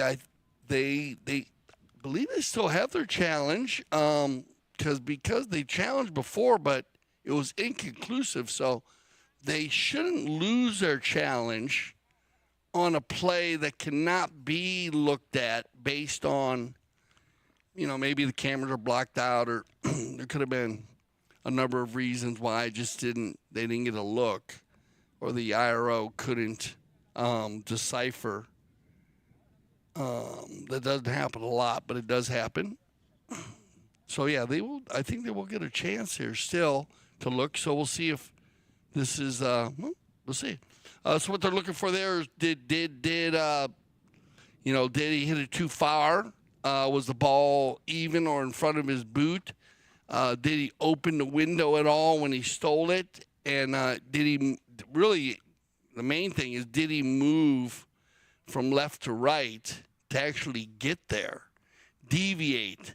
If you're there already and the player hits the ball by you, and you don't need to move towards the ball, and the ball does get by your boot or in front, then that's a clean play. So they'll look to break all that down and make sure those things are happening. And if not, the foul will stand.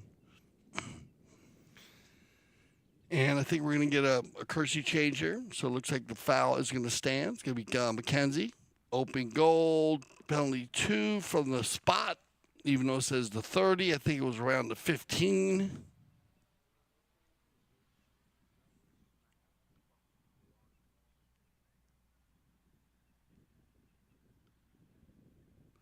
And back to the center we go. So this game is far from over, as I said, as Mackenzie will pick up another penalty.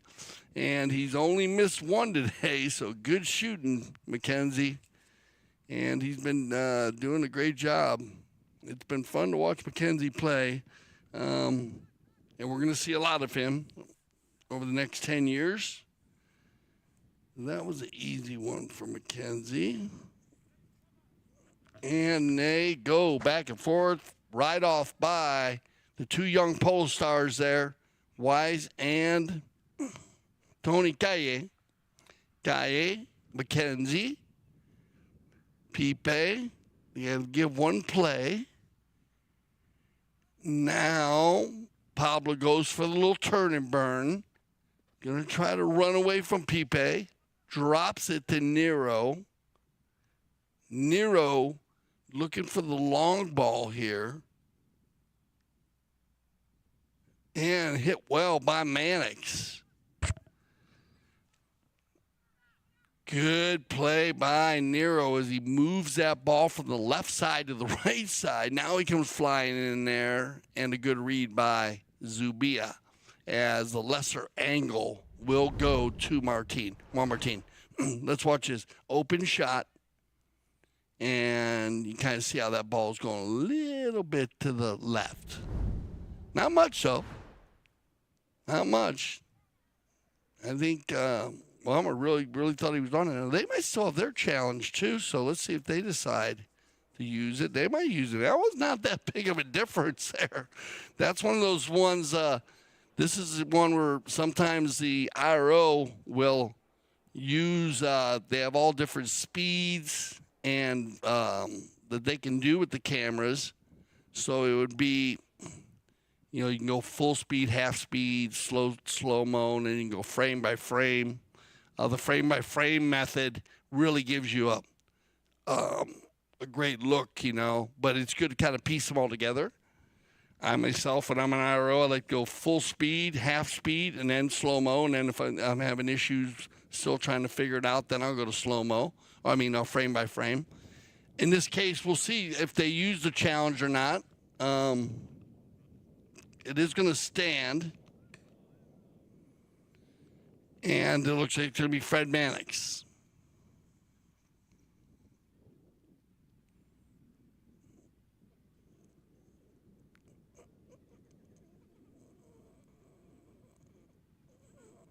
Okay, so there you go. They did use their challenge.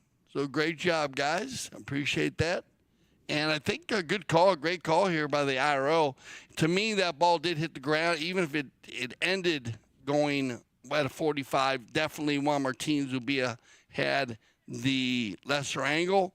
But understandable why Nero decided to look at that one, because it is a game of inches, everybody.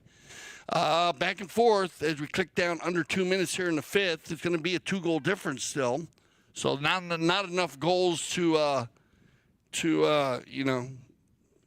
say vamos a la playa and go to the beach. You got to keep on going here. It is too close for comfort. And here comes Travieso. They're going to keep this one moving, looking for Pipe. Pipe will press Nero, but here comes Tony. Tony's going to help out. Pipe and Tony with Nero. Now you get some help from Pablo. And one more will run the far side. Nero looking to go forward now. Bounces off of Calle. Turned around quickly by Mannix. Well done, Freddie. Fred, little snap neck shot. Go to the near side. And then you get a whistle. And remember, this ball bounces off of Juan Martín Nero, number 4. Watch Fred Mannix. Right there, it bounces off of Nero. 9 times out of 10, when the ball bounces off your horse, it's going to be your right-of-way, which makes sense because it comes off of you. So when it bounces off of you or your horse, it gives you the lesser angle.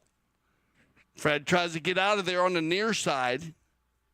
Good call by the mound officials. Nero's going to have the right-of-way. We'll see if they decide to use their challenge.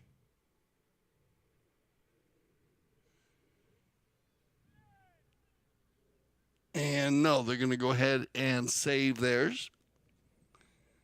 So that's going to... okay, and I do apologize.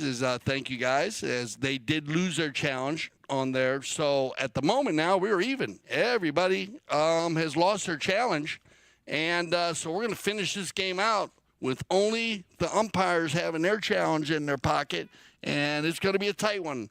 11-9 as they back this one up. 25 seconds left here in the fifth chucker. Can Tonkawa get within one? Nice back shot looking for Mackenzie Weiss inside the 60. Looking for Pablo La Ernita, and Pablo still working it in. McDonough still in control. Pablo, they're going to have to give him a shot here. And no, be careful, Fred. Oh, no. We'll let him work this one out, but you could have problems here. Well, I'm not going to get into it. Let's work this one out because this is going to be a huge call at the end of the fifth. Let's get everybody on some fresh horses. We got one more chucker left. Who's going to take home the 2025 World Polo League Palm Beach Open Final? World Polo League is back.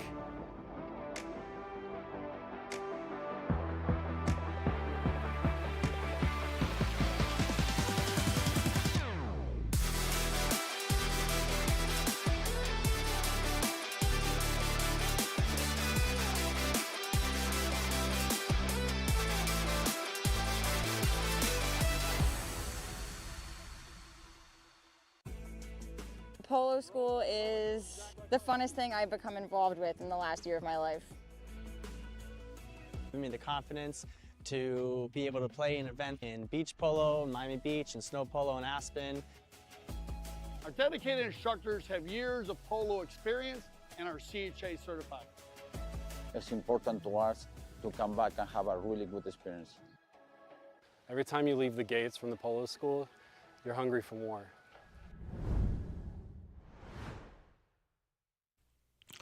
All right, welcome back, everybody. What an ending of the fifth chukker.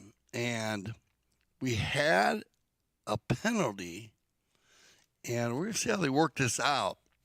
Much needed goal for Tonkawa, and they kept working hard. Nero finds Mackenzie was in there. Jeff was in there.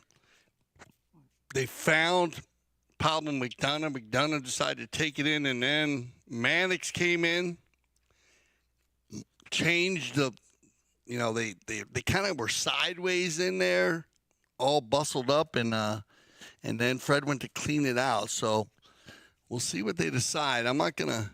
I have a thought of what I think it is, but we'll let this one work this one out because it's a very, very big call. Now remember, both teams are out of challenges, so they cannot challenge any calls here in the sixth. If we were to go into overtime, then both teams will receive another challenge, which I love that procedure. It's great for teams to be able to have a challenge if you go into overtime, because if it's sudden death. So if you do get a penalty, the teams have the opportunity and the umpires have the opportunity to have the IRO look at it and give his support and his views. Good shot here of Fred Mannix. And here we go. It's going to be an exciting call as time was ticking down, because it looked like Pablo's going to have an easy goal. And if you look at some of the banners in the back there, Chucker TV, which now are CTV Sports, but I think a lot of everyone remembers Chucker TV, which still carry that on. Also, don't forget about the Polo Grand Champions Polo School, the Grand Champions Polo Club, and then we have the Polo School. We have Santa Rita Polo Farm. Oh, so you get the penalty one, and that's what I thought.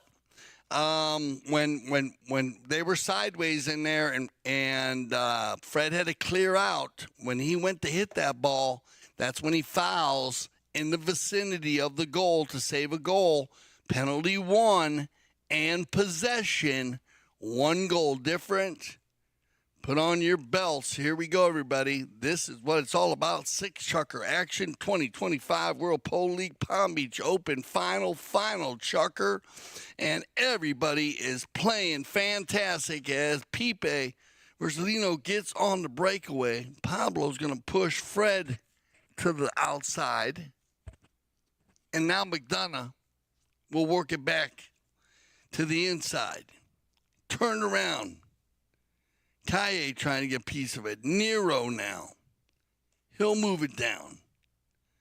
Nice steal here by Tony Calle. Calle with a nice little lofted shot looking for Pipe. Pipe, well done. I like the non-calls. They all come together. Now the tail shot from McDonough. 2-on-1. Zubia's got room to work here as he runs towards the Tatos Mallets shot. This ball's got eyes as he shoots a goal, but off to the outside. And they will line up for a knock-in. Man. Incredible plays going here. 1 goal difference on the knock-in, on the possessions. They come in, Fred Mannix with a great ride-off here, facing up, everybody matching up against each other. The give and go, Zubia leaves it for Pipe. Pipe is in firing range. Pipe, oh yes. And that ball was hit higher than it was distance-wise. Watch how high Pipe. This is a great play, though. Zubia takes the man, leaves it for Pipe. There's the 60 just to your left. Pipe has been phenomenal from the penalty line. So perfect opportunity for Pipe. And he's going to drive it home. And look at this. Travieso in the driver's seat now. Calle gets out in front. Tony might have an opportunity here. Tony Calle, there's the shot. That ball's going to roll just to the end line. And Pablo has to make a play on it. It was not going to roll off the field. They all come together. They leave it now. And a very good job by Mackenzie to leave it for Nero. And Nero will leave it for Pablo Mac Donough. And Jeff's got to be out there. There comes Jeff Hildebrand now. Jeff on the bay. Good pickup here by Hildebrand. Been very busy on the defensive side of the coin today. Gets an opportunity to take it down. Turned inside by Juan Martín Zubia. Jeff's got to clear and give one play. Now Juanma. Zubia looking downfield. Turned back inside by McDonough. Every possession is huge now with 3:53, just under 4 minutes left. They go for the double team. Mannix comes in. Pipe gets there. Now it's going to be Nero. He's going to sneak by Pipe. He's got Pablo in the rumble seat. Nero still working it down, walking the dog, ducking and diving, bobbing and weaving. Finally leaves it for number 3. They got to give way. One play off the pony. Turned around here. Stolen. And a whistle on the play, as this is going to be another tricky play. Because watch, Pablo takes it down.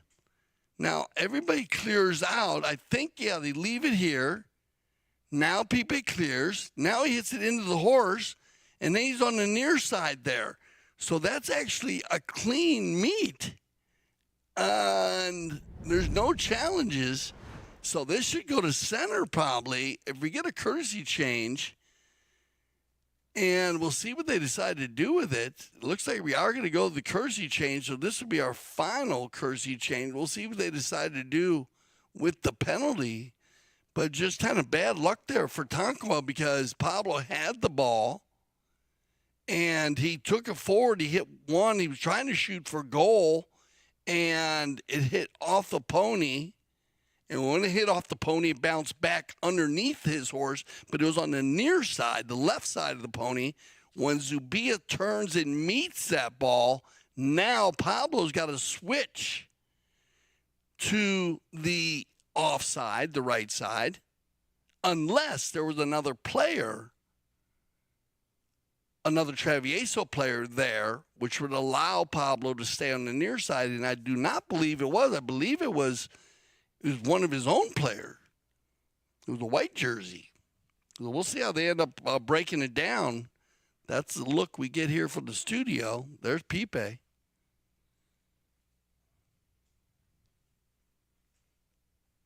And but back and forth, fantastic polo.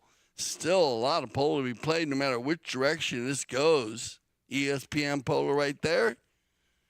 We also have ESPN in Argentina.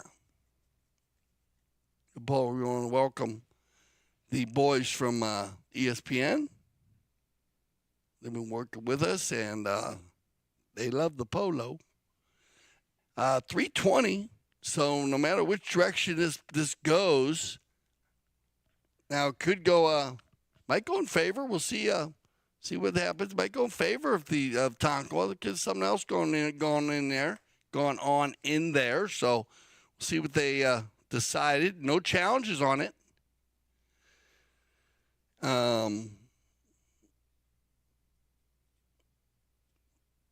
Looks like they're dropping it right there, so maybe Tonkawa will end up getting the penalty, which would put them in a good spot because if they do get the penalty out of this, then they'll have an opportunity to shoot from, well, the 30 and make the score within one. Yeah, it looks like they are going to get the penalty. So there must have been something that went on there before. The way I broke it down was the way I ended up seeing that last play.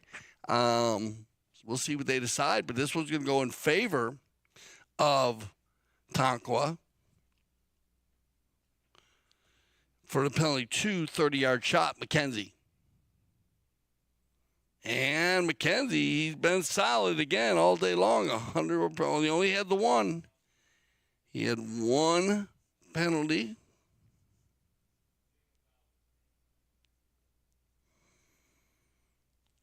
He had a penalty 2 in the first. He missed a 4, and then he had a 4 and a 3 in the second, 3 in the third, a 6 in the fourth, a 2 and a 2. So good shoot, Mackenzie. Today, look at this, 1 goal difference. Anybody's match for the 2025 World Polo League Open Final. Palm Beach Open Final. Come on, guys. Round and round to go. Uh-oh, it's going to be Zubia. Now he's got to get by Nero, though. He'll go into the corner with it. Good ride-off. Picked up here and controlled by Pablo. He'll drop it to Mackenzie. Mackenzie's got a little time to work here. Now he'll push it back forward. Back shot, open back shot by Tony. And Pablo will go to the control play as we click down to 2 minutes. Pablo's going to stroke one from way out looking for Hildebrand. And just wide to the right as we click down under 2 minutes. So an opportunity there and a brilliant shot. But now they need to get a steal and a control play. It'll be Mannix, Fred, outlet pass.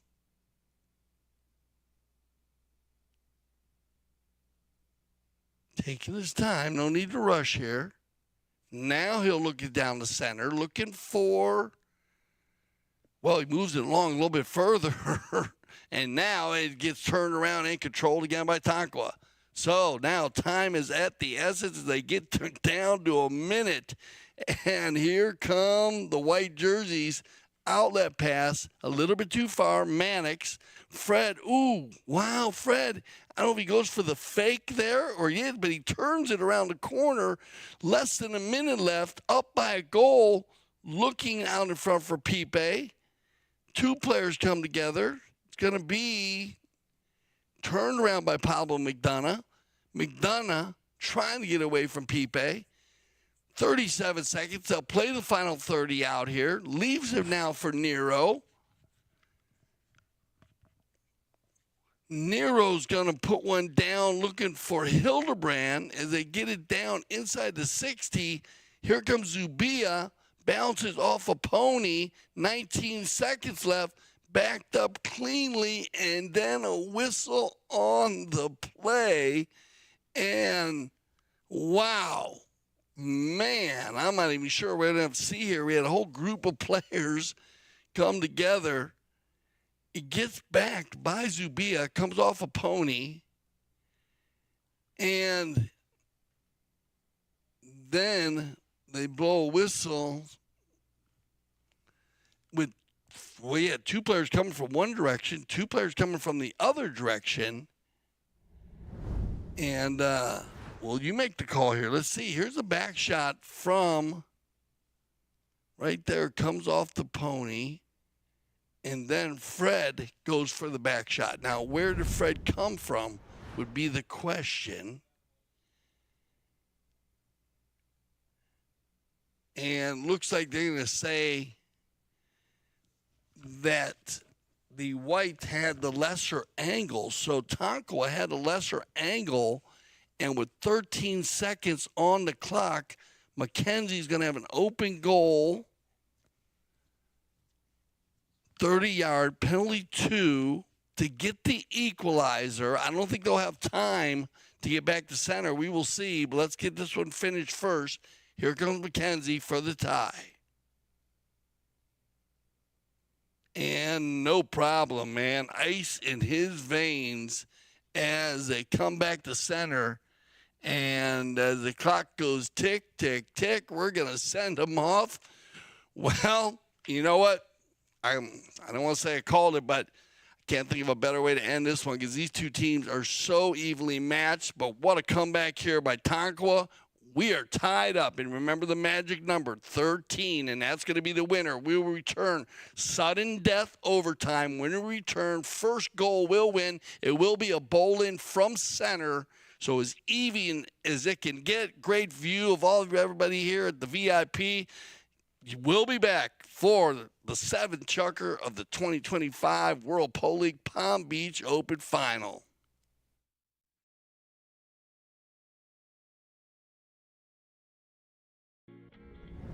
This place is special because of the unique environment and nature that you have around here. There's an endless amount of things to do here in Aspen Valley, so this is the place to be in the summer. Great group, you know, it's like a big family. We're all, you know, on the field it's intense, we compete, but off the field we do a lot of fun stuff. Oh, it's like playing in the polo heaven. It's perfect.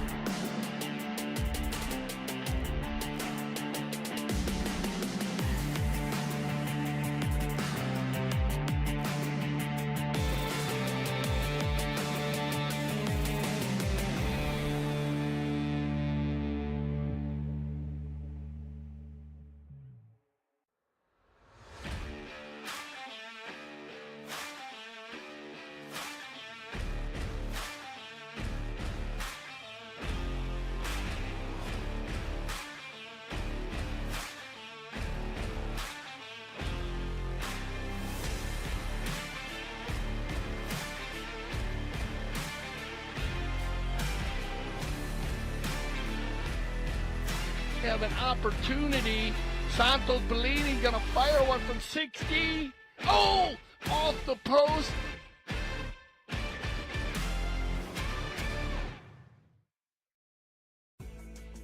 Polo school is the funnest thing I've become involved with in the last year of my life. Give me the confidence to be able to play an event in beach polo, Miami Beach, and snow polo in Aspen. Our dedicated instructors have years of polo experience and are CHA certified. It's important to us to come back and have a really good experience. Every time you leave the gates from the polo school, you're hungry for more. Welcome back, everybody. What a fantastic match we have here at the Grand Champions Polo Club Stadium Field 2025 World Polo League Palm Beach Open Final. It was 2-1 Tonkawa at the beginning, 226-goal teams, 4-4 after the second, 7-6. Travesio took over the lead at halftime. And in the first half, they used their challenge. Tonkawa did not. They didn't need one. They didn't need to use it. Then it went back 8-8. And then in the fifth, Travieso scored back, and it was 10-9. And then back and forth, round and round, they end up both losing their challenges. And a couple different penalties. We had penalty one. We had a couple different plays going. And here we go with sudden death overtime to find out who is going to take home the World Polo League Palm Beach Open 2025. Oh, fantastic. Just incredible. Now remember, both teams will receive another challenge now in the overtime chucker. So that gives the opportunity for both teams, if they were to have a foul called against them, they can take a look at it, at least have the IRO take a look at it and get his decision, or his opinion anyways. But what can you say? This has just been, I mean, I knew this was going to be just super high level 26-goal polo game. Congratulations to both of these teams and their organizations. Team Tonkawa, Jeff Hildebrand, Mackenzie Weiss, Pablo Mac Donough, Juan, Martín, Nero, and of course Travieso, Calle, Pablo Vercelino, Juan, Martín, Zubia, and Fred Mannix. We're going to have a bowling in the center. First goal will win. This is sudden death. If they have to go another chucker, they will.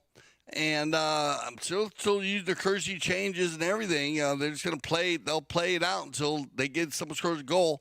And then we're going to go to a break after we find out who gets the win here, who becomes champion. And then when we return, we will return to the field with Jan Edik Frank. And we'll get up close and personal with all the players. You get to meet the best playing pony, the MVPs, and it'll be a lot of fun. So make sure you stay around for our trophy presentation. But hold on tight. Here we go. As Travieso is going to win the bowling. And, oh, look at this. Fred Mannix is going to get an opportunity here. Fred, one time. This ball is perfectly laid up for Pipe Vercelino. Pipe was taken off the doorstep. Are you kidding me? Now, around the corner as Travieso had the opportunity to finish it, and Nero is going to go the opposite direction.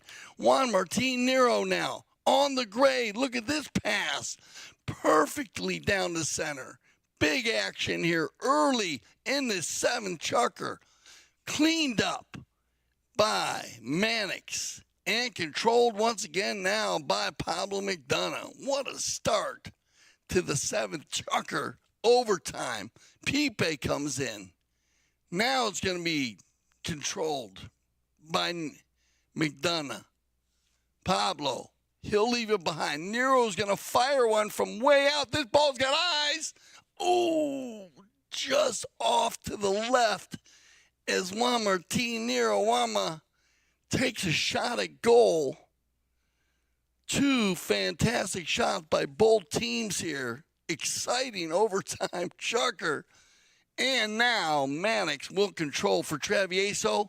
He's going to go for the dangers across the goal mouth play, but he's going to find Zubia no problem. So Travieso will settle themselves a little bit. Thought it was going to be over quickly, but then Tonkawa answered the call. Now they are in the driver's seat as Pablo will work this one down. Back to the inside. Mac Donough. Pablo trying to get away. Pipe gets involved. Vercelino now. It's going to be Juan Martín. Oh, this is a clean pick. And look at this, Zubia. He's got the true breakaway. Juan Martín, Zubia, Juan on the move. There's the approach shot. Look for the finish. Mackenzie coming in hot. Has he hit it too far? Next shot coming. Override. Tony Calle. And, oh, wow, just wide again. And looks like Pipe's wants to check a pony or take a timeout here. What great action in the overtime chucker. Falling out of my chair here. What an unbelievable match. This 2025 World Polo Palm Beach Open has just been higher level. Both teams demonstrating the ability just to go coast to coast and just snap your fingers. And both teams having opportunities to finish it. A little bit off to the left, a little bit off to the right. And but now we'll get a timeout. And I think you might get a currency changer, as this has been. Both teams have just been, well, running up and down the field, no stoppage at all. But it will start again with Tonkawa in control of the knock-in, and it's going to be Juan Martín Nero. Nero taking it down the far east side of the field. Huge shot right here, looking for one of his teammates. Mackenzie tries to get a piece of it. Mannix now got to go one-on-one. Oh, off the back of Nero. Nero and Pipe come together, turned around by Zubia, and Juan Martín well controlled once again. Juan Martín Nero. Mackenzie gets involved. The two Wawas going at it. Now Pipe on the give and go, looking for Zubia.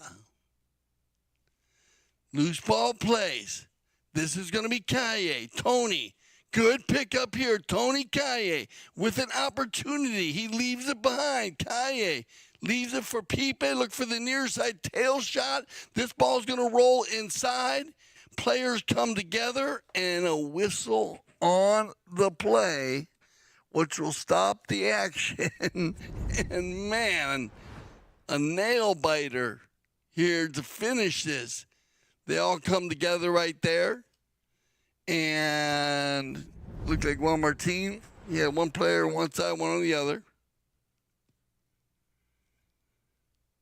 Now remember, both teams, they do have the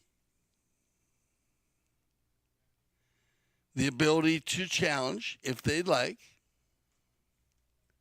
And we will see. We are going to get a currency change. The first change was just a timeout. It was attack time for one of the players. I thought it might have been a little bit early.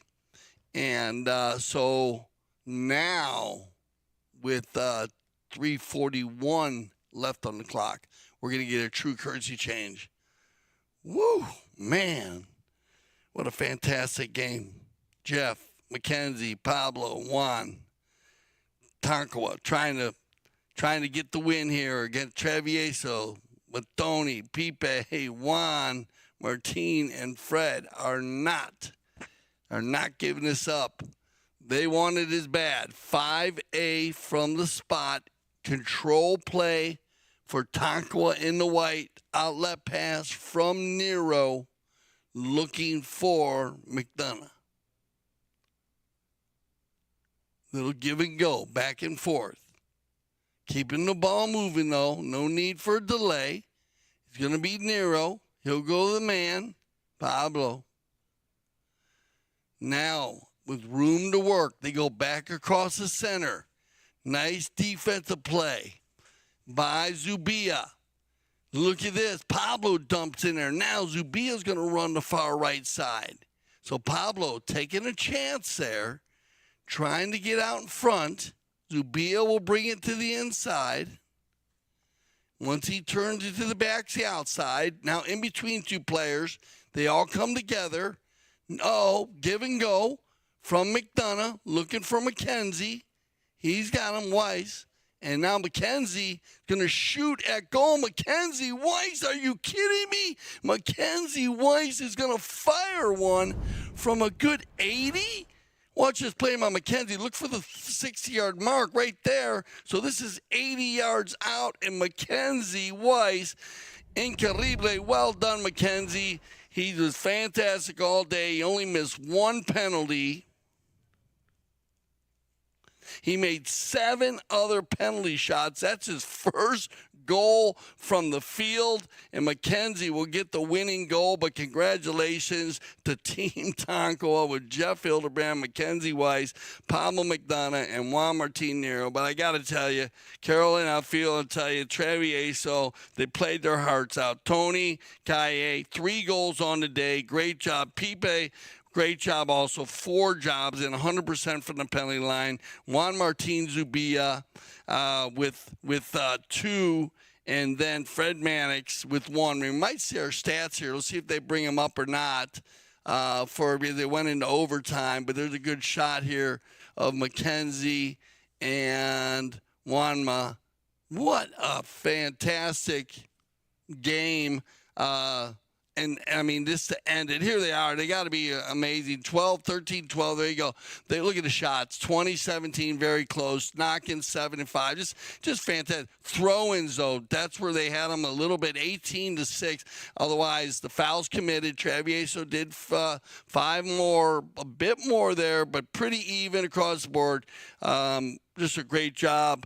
I couldn't ask for just an amazing foul. I hope you enjoyed it as much as I did, and of course the CTV Sports Group. Now we're going to go to a little break, and when we return, we're going to return to the field with Jan Edik Frank, the voice of polo. He's out at the field. You're going to be able to get up close and personal with all the players. You're going to meet the best playing pony, the MVPs. And once again, thank you for joining us here for the 2025 World Polo League Palm Beach Open Final. And for everyone here at CTV Sports, I'm Dale Schwetz. I speak for everyone here at CTV Sports when I say thank you for making us the leaders in polo broadcasting. And always remember, here at CTV Sports, we love the polo.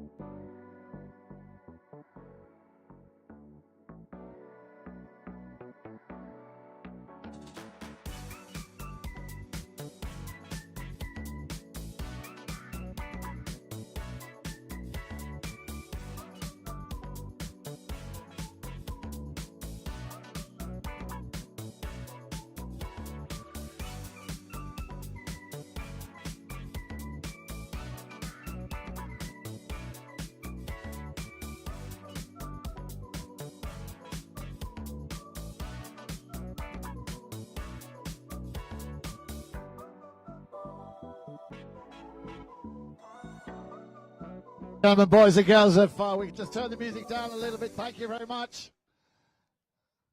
The boys are up on the podium. Let's have a big, big round of applause. What a classic, epic final. Please give it up for Tonkawa and Travieso, finalists of the World Polo League. Thank you very much.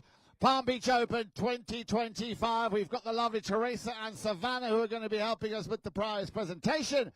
But we're going to start off first with the three best playing ponies of this final, ladies and gentlemen. We're going to start with the American Polo Horse Association. Can we please have Ensenada Gilda come forward? She was ridden by Mr. Juan Martín Nero, owned and bred by Santa Rita. Ladies and gentlemen, please give it up for Ensenada Gilda.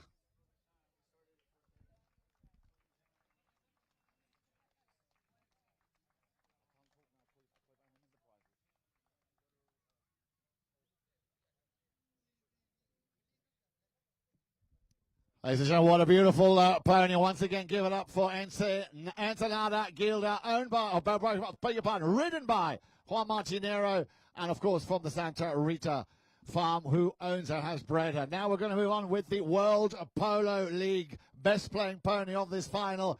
Can we please have Rocio, I'm not quite sure how you pronounce it, and also the man who rode her and owns this pony, Mr. Jeff Hildebrand, who rode her in overtime. Where are you, Jeff? Let's give it up for Rocio. Rocio, thank you.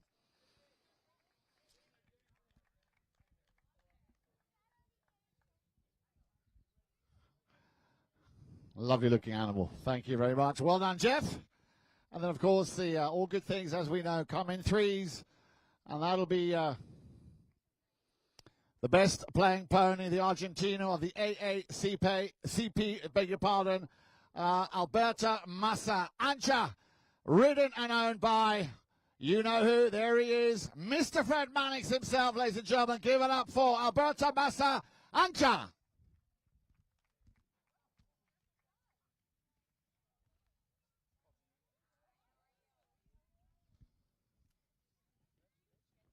Well done, and on behalf of all the ponies, thank you very much, all the grooms, thank you very much. Let's give them a round of applause, ladies and gentlemen, for the grooms, for the peticeros. Muchas gracias, well done indeed. So now then, Teresa and Savannah, I hope you're ready. I shall be calling out the names of the two teams. We're going to start, of course, with the runners-up. What a great performance we saw here this afternoon for Travieso at number one. Please, a big round of applause for Tony Calle.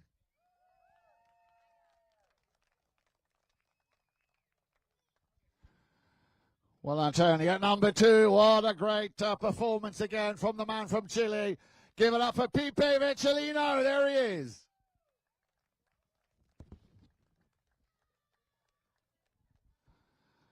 Well done, Pipe. At number three, ladies and gentlemen, what a polo star. On his way to 10 goals, I'm sure. Playing the number three, 9-goaler, Juan Martín Zubia.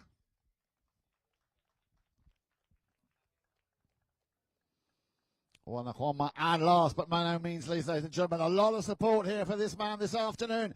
Please give it up one more time for Mr. Fred Mannix.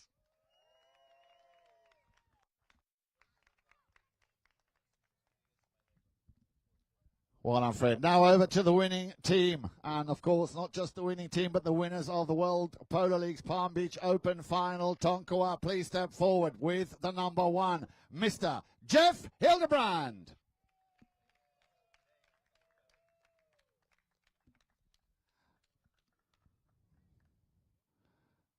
At number two, ladies and gentlemen, I think this young man deserves a very special round of applause. A total of 9 goals scored. He had 3 little mishaps. Give it up for Mackenzie Weiss.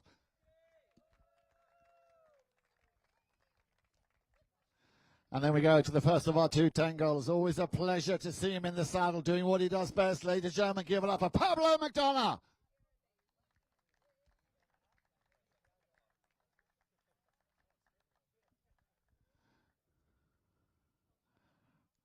And, of course, the other 10-goaler.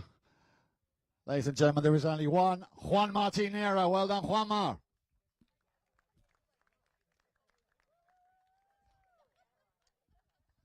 Now, we still have a few awards to give away. We're going to continue with the MVP, the Most Valuable Player Award of this final. And that young man will be able to take a seat in that chair. Ladies and gentlemen, the MVP of the World Polo League's Palm Beach Open Final 2025 is Juan Martín Nero. Congratulations, Juanma.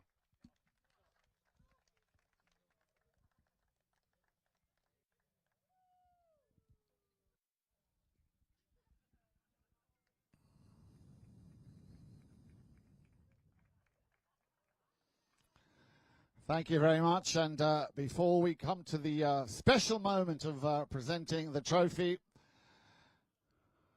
we would, of course, like to also show our appreciation to our umpires, the three gentlemen that were here on the field. There is, of course, a fourth. I'm not sure if he's made it from the studio. He was the IRO. Our umpires, ladies and gentlemen, please, a big round of applause for Pepe Arage, Esteban Ferrari, and Senor Gaston Dorignac. Not to forget Mr. Roddy Matthews, who was in the CTV Sports Studios as the IRO, the instant replay official.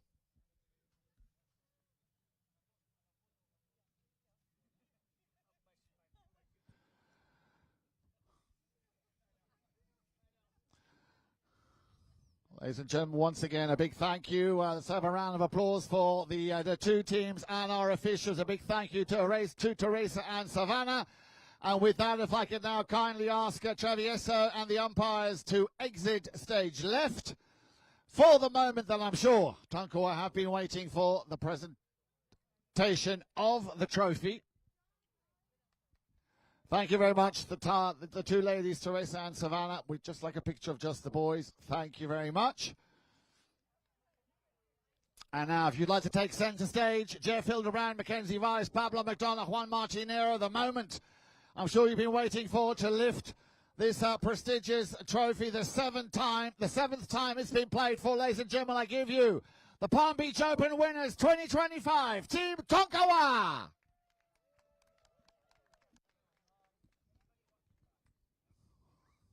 And from all of us here, thank you for coming, being with us on this slightly windy and rainy afternoon, but you made all the difference in creating a great atmosphere, so thank you to one and all. Big thank you to Chris King for putting up at the last minute everything so it was ready to play on. A big thank you to our ground staff, of course, DJ, Darren, Maureen, and the list goes on from all of us here. Thank you for coming. Enjoy the rest of your Sunday evening. Get home safely, and remember to come back and see you soon here at Grand Champions Polo Club. Thank you very much, and good night.